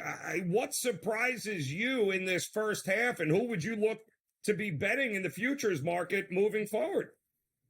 Well, we talked about Baltimore in the American League. The National League, well, we'll go a little further north. It is north, yes. Got my geography right. North. You said Philadelphia. Now, they were surprised in that they're playing this well. We thought they'd be good, but we didn't know that Suarez and Sanchez were going to be this good. All right, nobody knew that here. So they've got to force them there with Wheeler and Nola. That's like, oh, damn. That's one hell of a starting staff there. You think of what they've done. Remember, Harper's been on the IL. Schwarber's been on the IL. Turner's been on the IL. Real Muto's still on the IL. All right, and they're still, they're kicking butt here. I think the Phillies, by the way, where I have my doubts, Joe, that whether or not Baltimore will go for it, make that big move, I don't with Philly. They will. I think they're going to be big game shopping. I mentioned Louis Robert. I think that's who they want. I think they want him to play center field, add another bat to that lineup, and I think they'll be ready to go. And I think they'd also, and I might actually put this more important, get that lockdown bullpen guy. Get that lockdown bullpen guy. I don't know if you can get Miller. I don't know. I think the A's will put him out there as well. They should, but they're going to want arm, leg, your first burn child, and all that other stuff here. Maybe you can talk to Miami about Scott. The problem is it's a division move, and some teams don't deal inside the division. Stupid. If they give you the best deal, I don't care if you're inside the own division. I don't care if you're inside my own house. I'll make the deal here. But I think they need that lockdown bullpen guy more than another offensive player here. But the Phillies, and I don't want to be judging the Dodgers harshly. They've had a truckload of injuries as well. Everybody in that pitching staff's been hurt.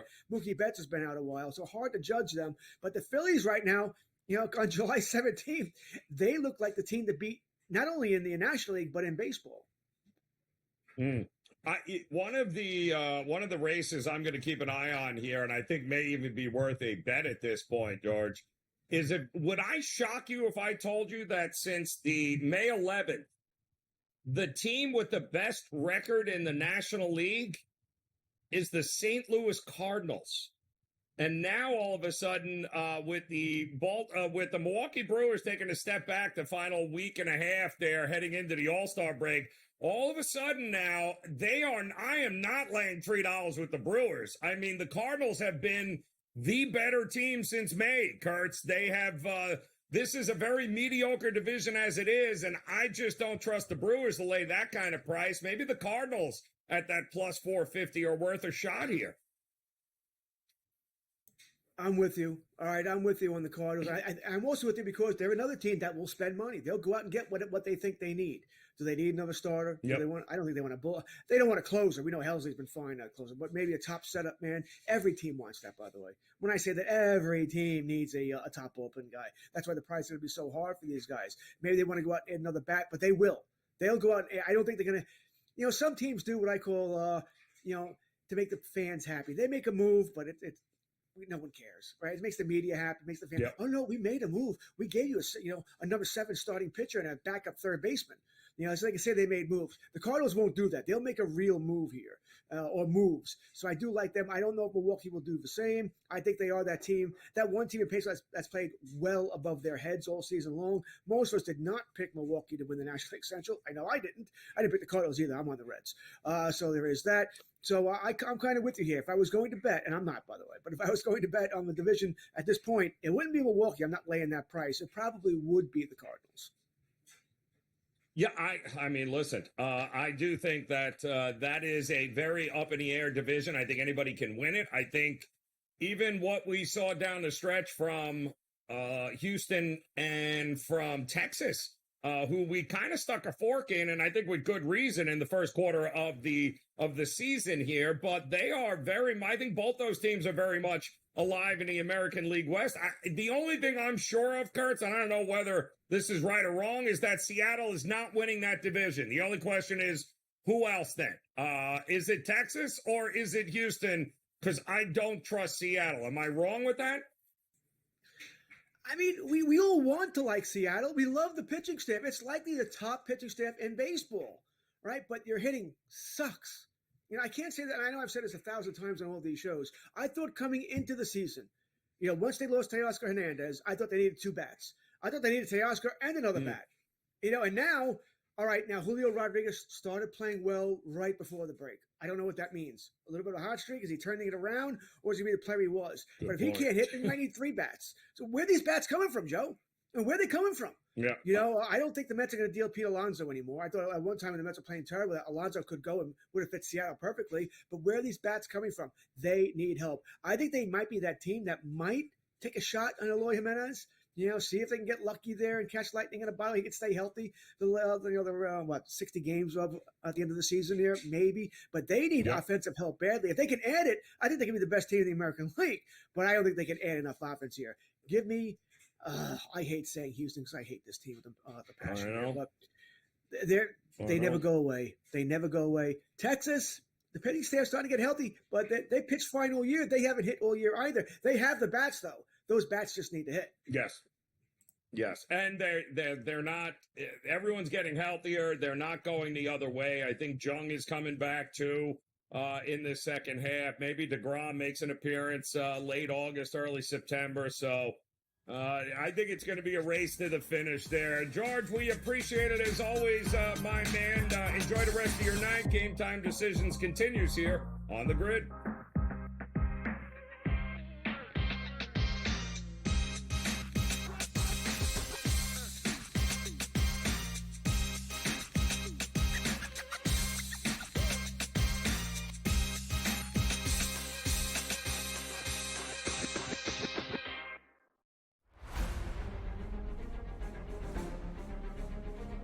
One of the many exciting things about joining Live was being able to come here and play in front of a Spanish crowd, especially on a level of event and level of competition that I hadn't really yet enjoyed, right? Been able to play events in Spain. Here in the beautiful Valderrama, which some say is the European Augusta. It's so special. There's so much history here. There's so much Spanish history here.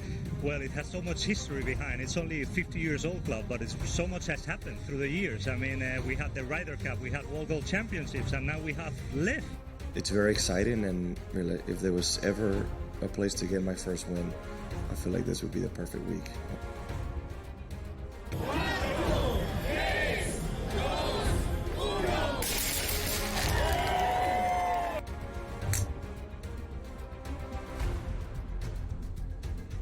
I feel like when this wind in this golf course is so difficult that it's equally stressful no matter when or where you're playing it.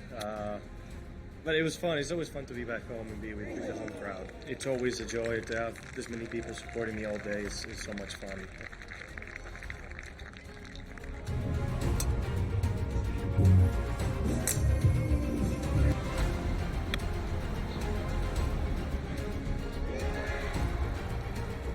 What the heck course were you playing today? I don't know. It's brutal out there. It is brutal. I don't know. I just made everything I looked at, Jerry. You have those days. I suppose this was one of those days for me, so I really shouldn't. I really enjoyed it. Every time I stood over a putt, just felt like I could make it, and you don't get days like that too often, or certainly I don't. So, I relished in it, and I managed to hit a lot of good shots as well. So it was a special day.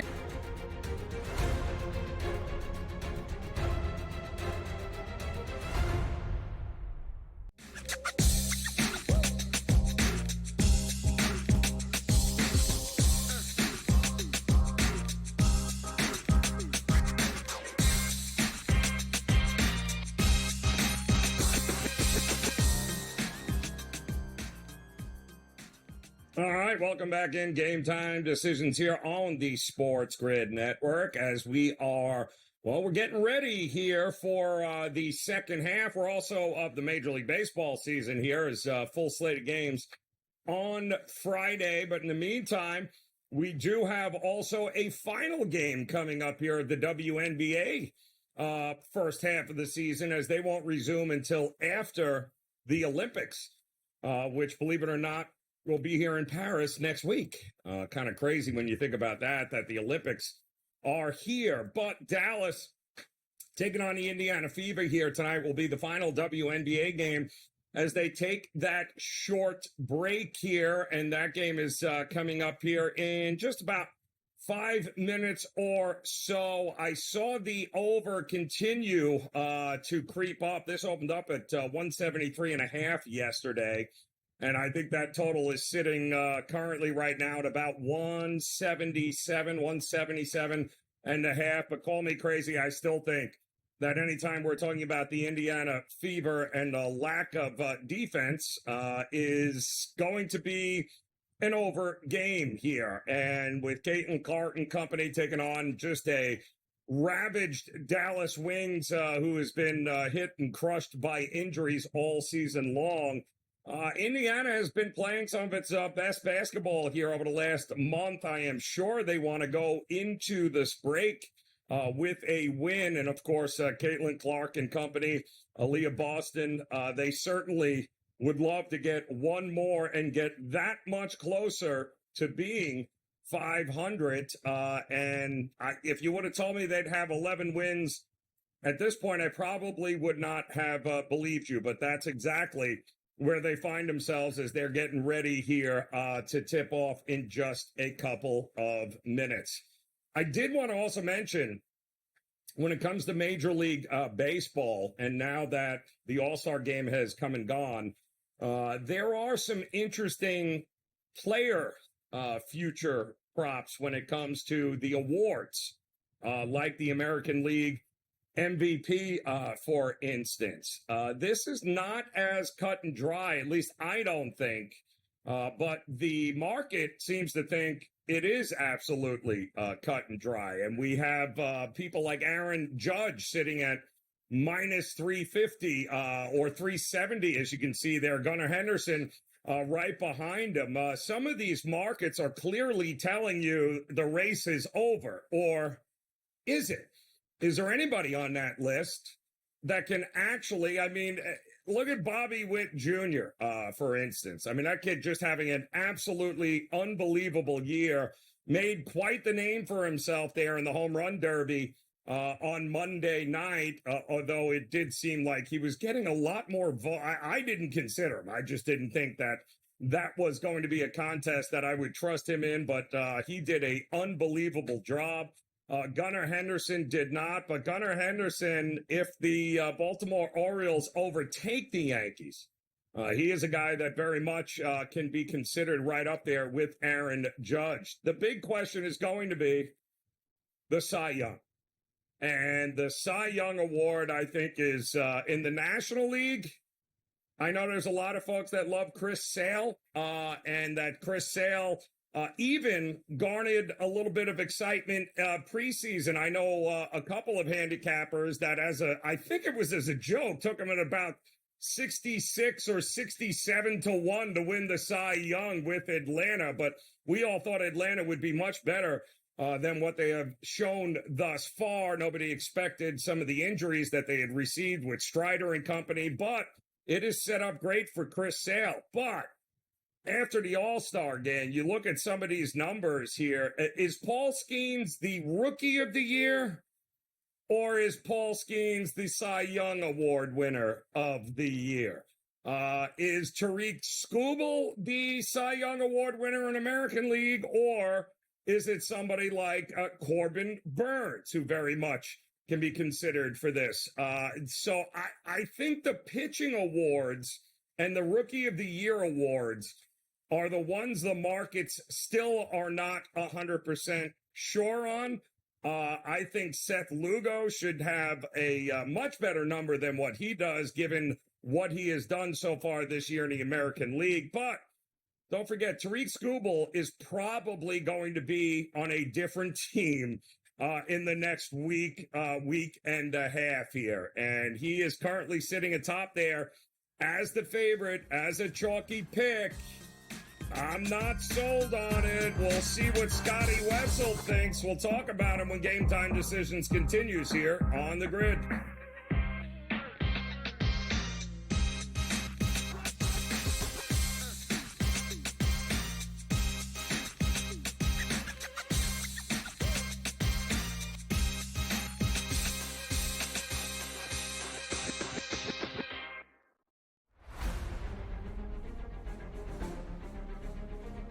one of the many exciting things about joining Live was being able to come here and play in front of a Spanish crowd, especially on a level of event and level of competition that I hadn't really yet enjoyed. Right, I've been able to play events in Spain. Here in the beautiful Valderrama, which some say is the European Augusta.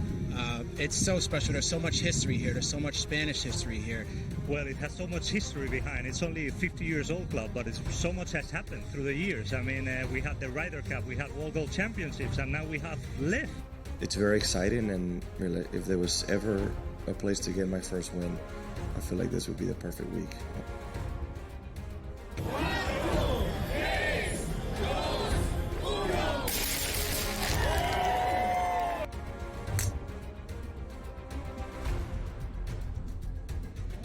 feel like when this wind to this golf course is so difficult that it's equally stressful no matter when or where you're playing it. But it was fun. It's always fun to be back home and be with the home crowd. It's always a joy to have this many people supporting me all day. It's so much fun.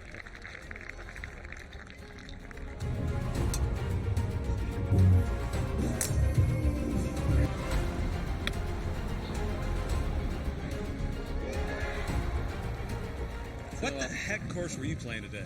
I don't know. It's brutal out there. It is brutal. I don't know. I just made everything I looked at, Jerry. You have those days. I suppose this was one of those days for me, so I really shouldn't. I really enjoyed it. Every time I stood over a putt, just felt like I could make it, and you don't get days like that too often, or certainly I don't. So I relished in it, and I managed to hit a lot of good shots as well. So it was a special day.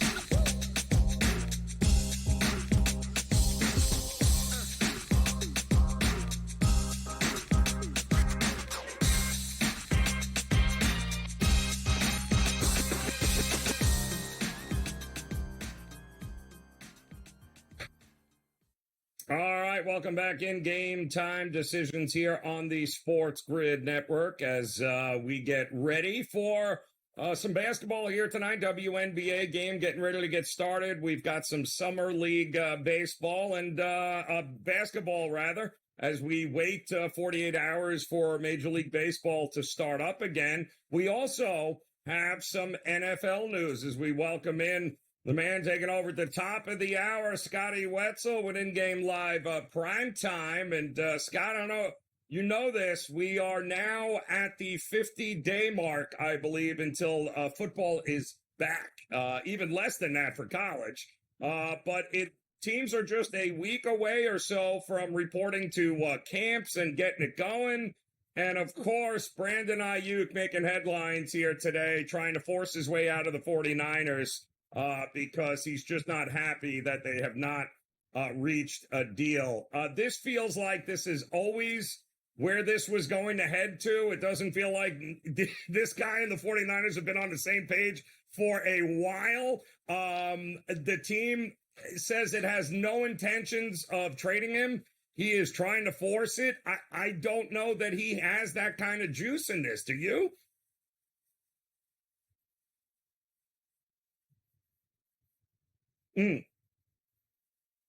For a month plus. The headline really should be Niners refuse to trade Ayuk, because if you read the story on a four-letter network anyway, and anywhere else for that matter, they say that teams have approached the Niners, and these teams that are these sources are telling the media that the Niners keep on saying they don't want to trade him. Well, then that's your headline. He's not going anywhere. Ben and I talked about this on Football Full Circle.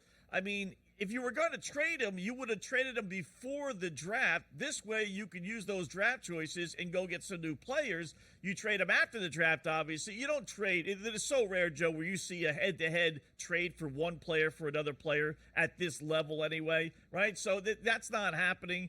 So, why would San Francisco, which is trying to win a Super Bowl now when they're playing Brock Purdy next to nothing, and they're going to have to change that in 2 years, why would they get rid of him? It doesn't make any sense to go get more draft choices. They want to win now, So, yeah, he's not going anywhere. It's just let him miss a couple of paychecks. Then we'll see how bad he really wants to go. But I'm not buying it. This would not prevent me from betting San Fran if I wanted to bet San Fran to win a Super Bowl. I agree, but I get it. I mean, he's sitting here trying to negotiate an extension, and he's watching Justin Jefferson, A.J. Brown, Amon St. Brown, Jalen Waddle, Devontae Smith, Nico Collins. These guys are all signing unbelievable extensions, and he's set to make, and I know you're going to cry a big tear over this, $14 million this season under his option. He's going to want 30, and I don't think the 49ers are giving him 30. I don't think he's a $30 million receiver no matter what the market says. Yeah. And to be fair, I will say this. You know, he's sitting there, Joe, and he's seeing Christian McCaffrey, who's got 2 years left on his contract, get a new deal by San Francisco. And he's like, well, what, you're telling me you can't afford me, but then you're going out of your way to give a guy who's got 2 years left on his current deal an extension. It does, you know, so they are doing some things that I could see would tick him off. And, you know, in a lot of ways, he's been lost in the shuffle, right? It was either Jimmy G with all the headlines and the girls, and then it was George Kittle, how great he is. Then it was Deebo Samuel. Then you're bringing Christian McCaffrey. And it's almost like Ayuk has kind of been in the back burner for all this time, and he's never had his 15 minutes of fame, if you will. So I could see where it takes him off. But you know what? Play the last year. Get out of town. They're not going to franchise you. And you just move on. That's all, right? Yeah, it can't help that they also drafted, you know, Ricky Pearsall there. Well, that didn't, first draft pick. So it might have caused a bit of a problem. Might have caused a problem for him there. But football is almost back here, Scott. It's kind of hard to believe. We're in the home stretch here in just a couple more weeks. They will dominate the headlines, but not before.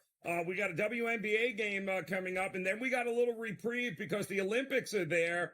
They'll pick this thing back up in August once the Olympics is done. But some of the future markets with the WNBA, I think it's fascinating where we started and where we are now. What are you looking at here with the WNBA? I tell you, first off, I like Indiana tonight. The late 3.5 game just tipped off, so I do like that. They're much better than Dallas, and they're going to be subject one. I got 3 overs for us in the WNBA, Joe. I really think they're solid plays. Going to start with Indiana, and they're going to be all 3 public teams. We're going to go over 18.5 Indiana.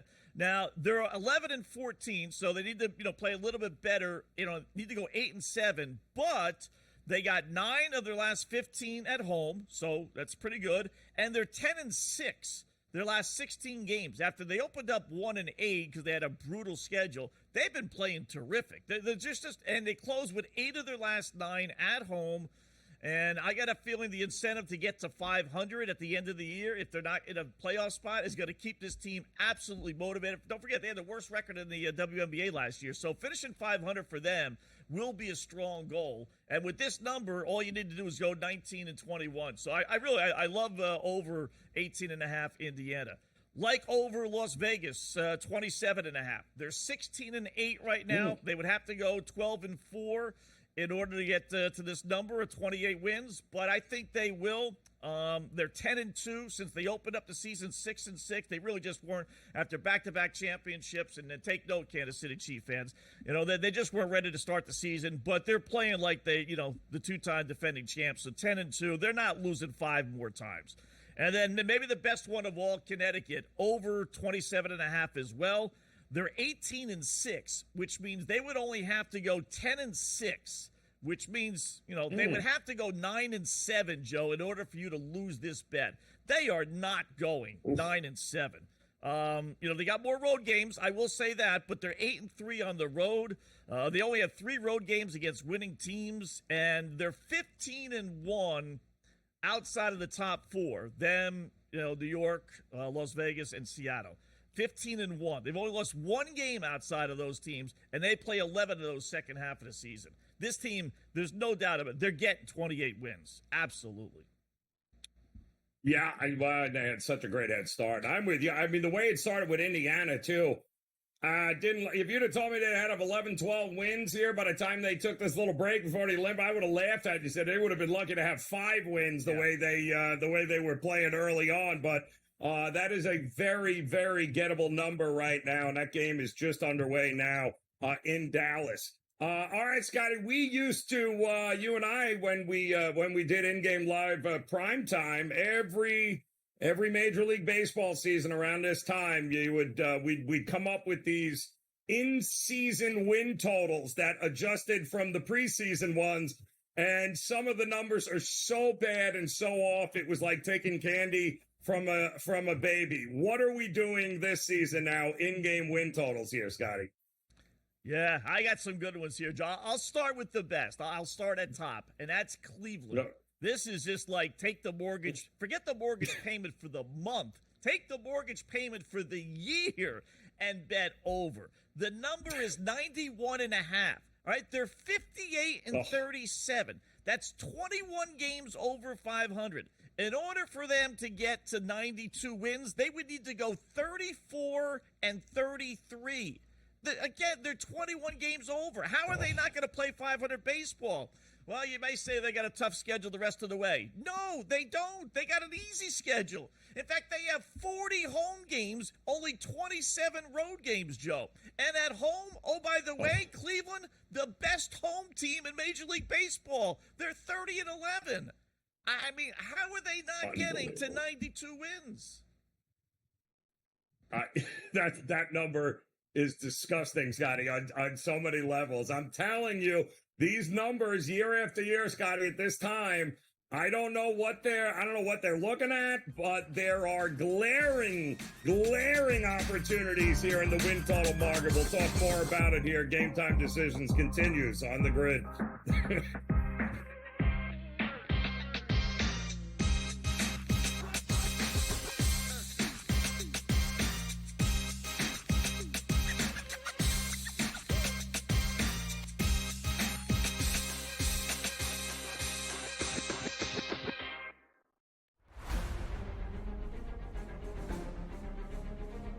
One of the many exciting things about joining Live was being able to come here and play in front of a Spanish crowd, especially on a level of event and level of competition that I hadn't really yet enjoyed, right? I've been able to play events in Spain. Here in the beautiful Valderrama, which some say is the European Augusta, it's so special. There's so much history here. There's so much Spanish history here. Well, it has so much history behind. It's only a 50 years old club, but so much has happened through the years. I mean, we had the Ryder Cup, we had World Gold Championships, and now we have Live. It's very exciting, and really, if there was ever a place to get my first win, I feel like this would be the perfect week. I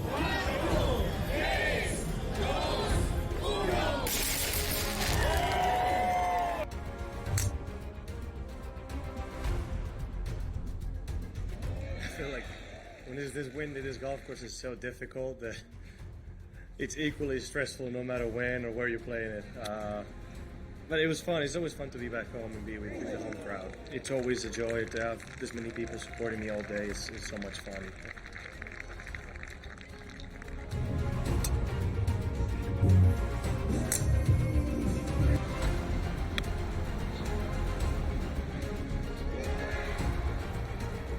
What the heck course were you playing today?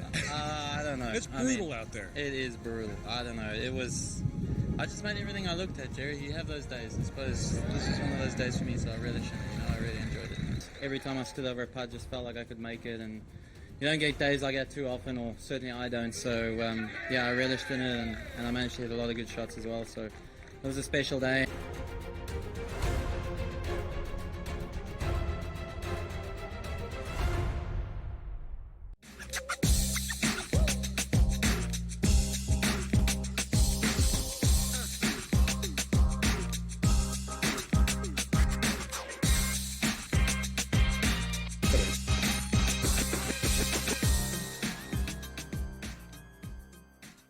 All right, welcome back in Game Time Decisions here on the SportsGrid Network as we are getting ready for the second half to start in Major League Baseball, even though everyone's already played more than 90 games.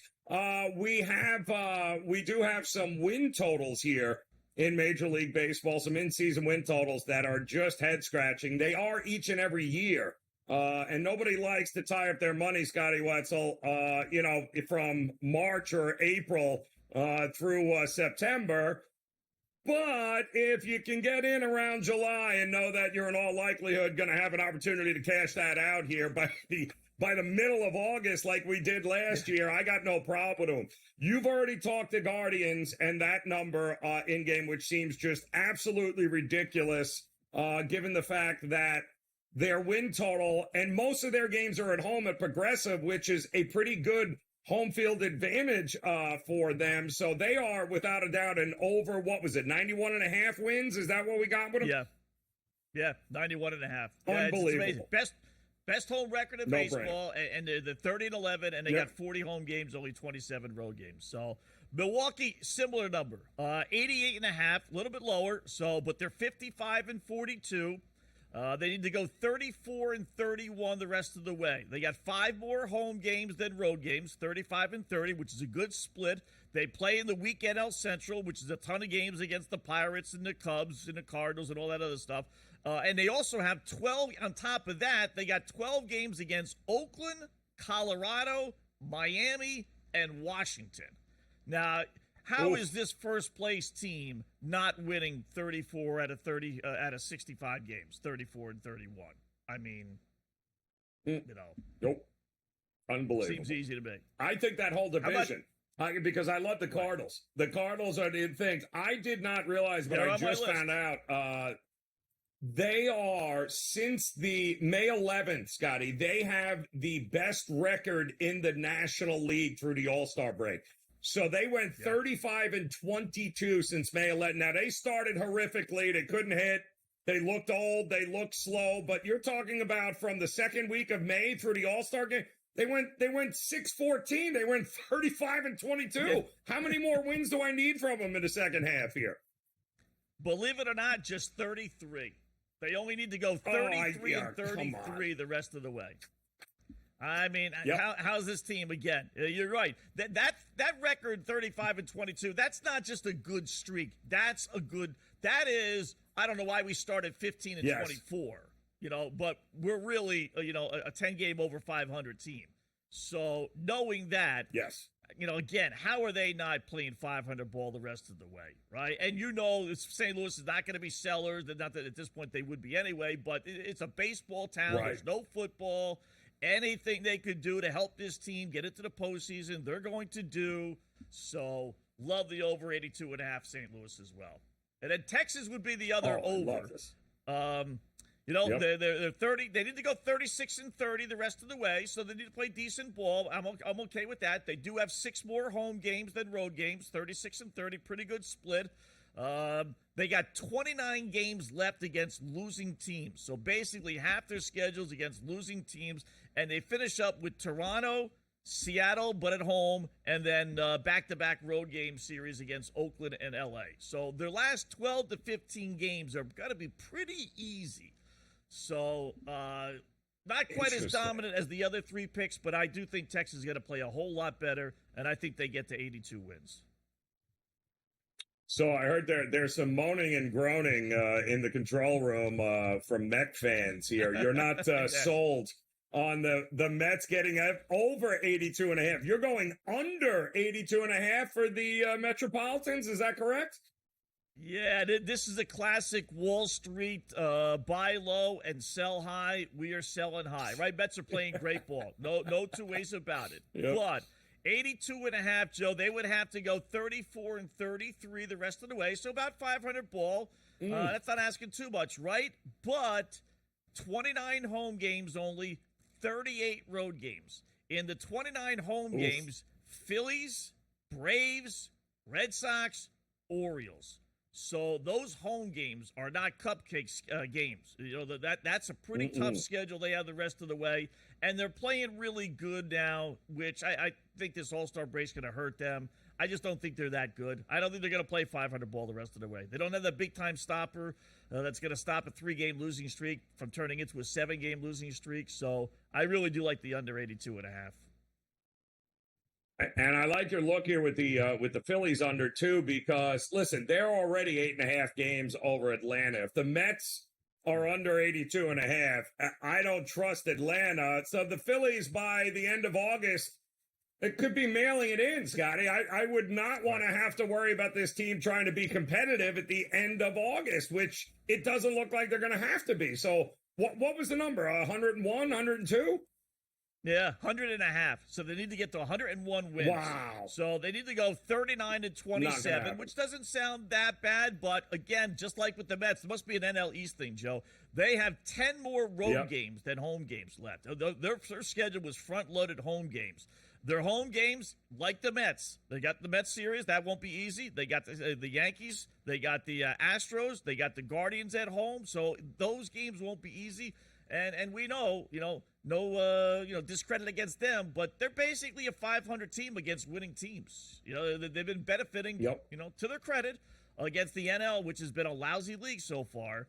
But put them against the big boys, and then you said it. They have such a big lead over the Dodgers that even, for the number one seed, it could be over literally by mid-September. So you're right.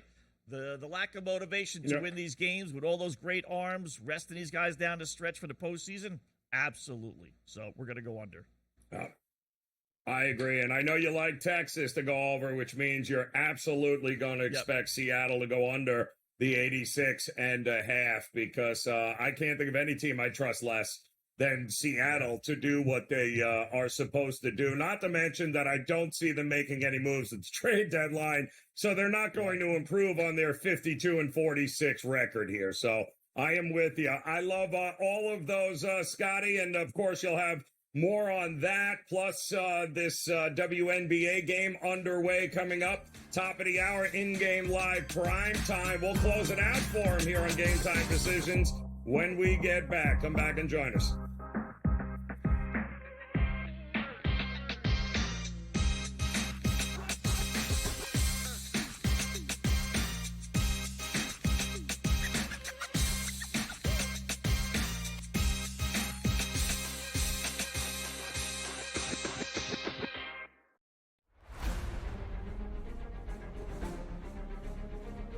One of the many exciting things about joining Live was being able to come here and play in front of a Spanish crowd, especially on a level of event and level of competition that I hadn't really yet enjoyed, right? I've been able to play events in Spain. Here in the beautiful Valderrama, which some say is the European Augusta, it's so special. There's so much history here. There's so much Spanish history here. Well, it has so much history behind. It's only a 50-year-old club, but so much has happened through the years. I mean, we had the Ryder Cup, we had World Gold Championships, and now we have Live.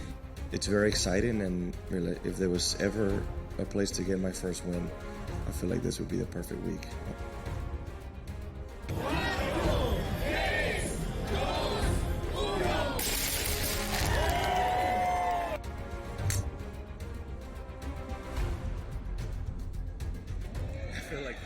When this wind in this golf course is so difficult that it's equally stressful no matter when or where you're playing it. But it was fun. It's always fun to be back home and be with the home crowd. It's always a joy to have this many people supporting me all day. It's so much fun.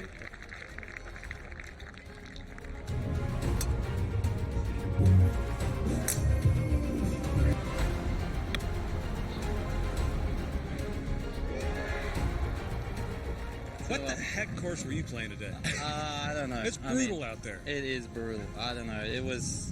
I just made everything I looked at, Jerry. You have those days. I suppose this is one of those days for me, so I really shouldn't. I really enjoyed it. Every time I stood over a putt, just felt like I could make it, and you don't get days like that too often, or certainly I don't. So, I relished in it, and I managed to hit a lot of good shots as well. So it was a special day.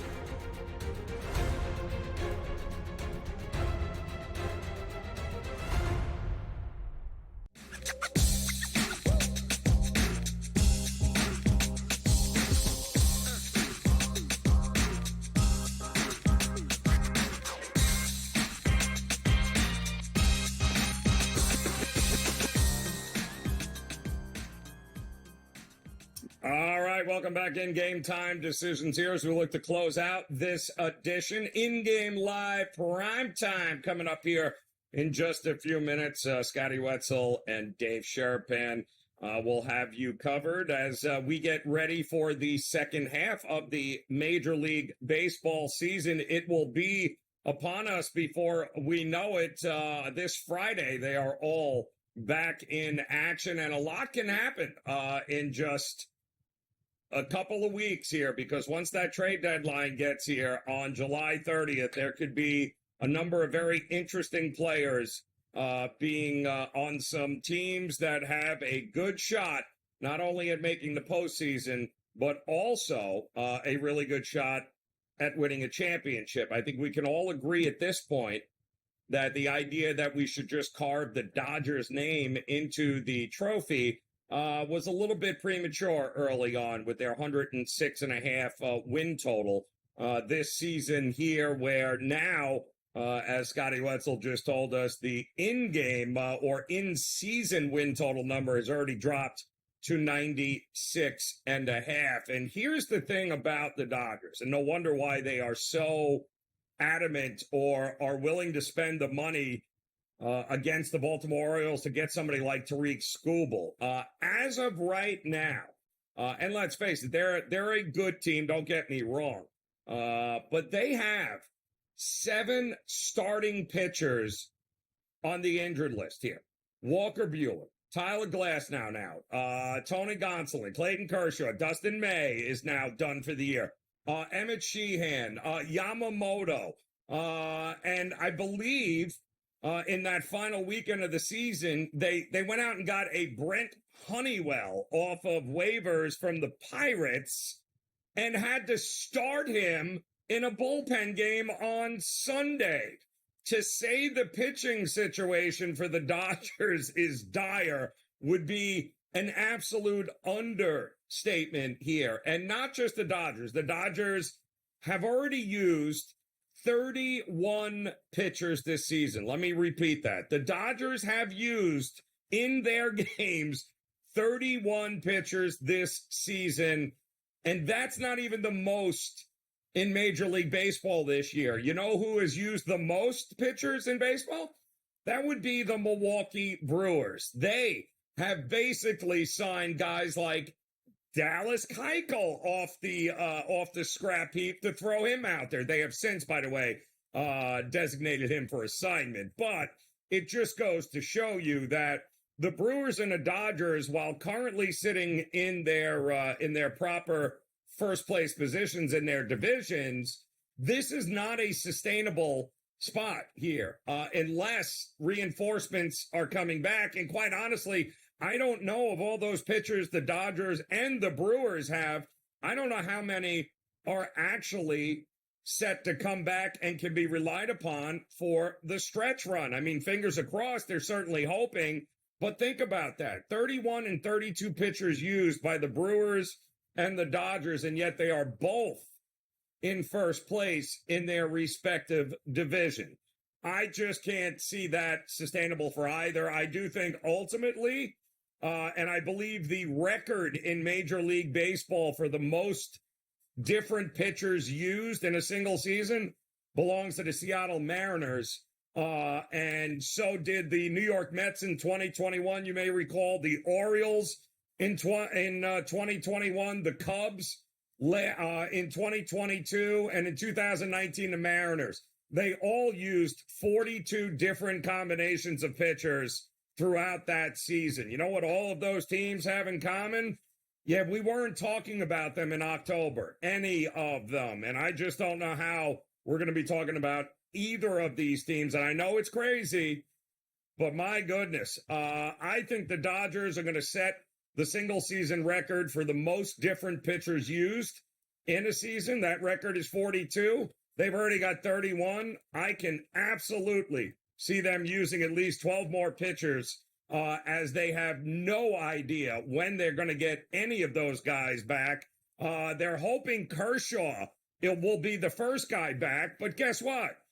You want to rely on a 55-year-old pitcher to come back and be the guy that's going to lead you to the promised land? I think the Dodgers are in serious trouble here on the mound. They better hope they can go outbid Baltimore for a Tariq Skubal, because if there's one team that needs pitching help more than the Orioles, more than the Brewers, it's the Dodgers here. All right, that'll do it for Game Time Decisions. In-game live prime time is coming your way next. We'll talk to you again tomorrow. Enjoy the night.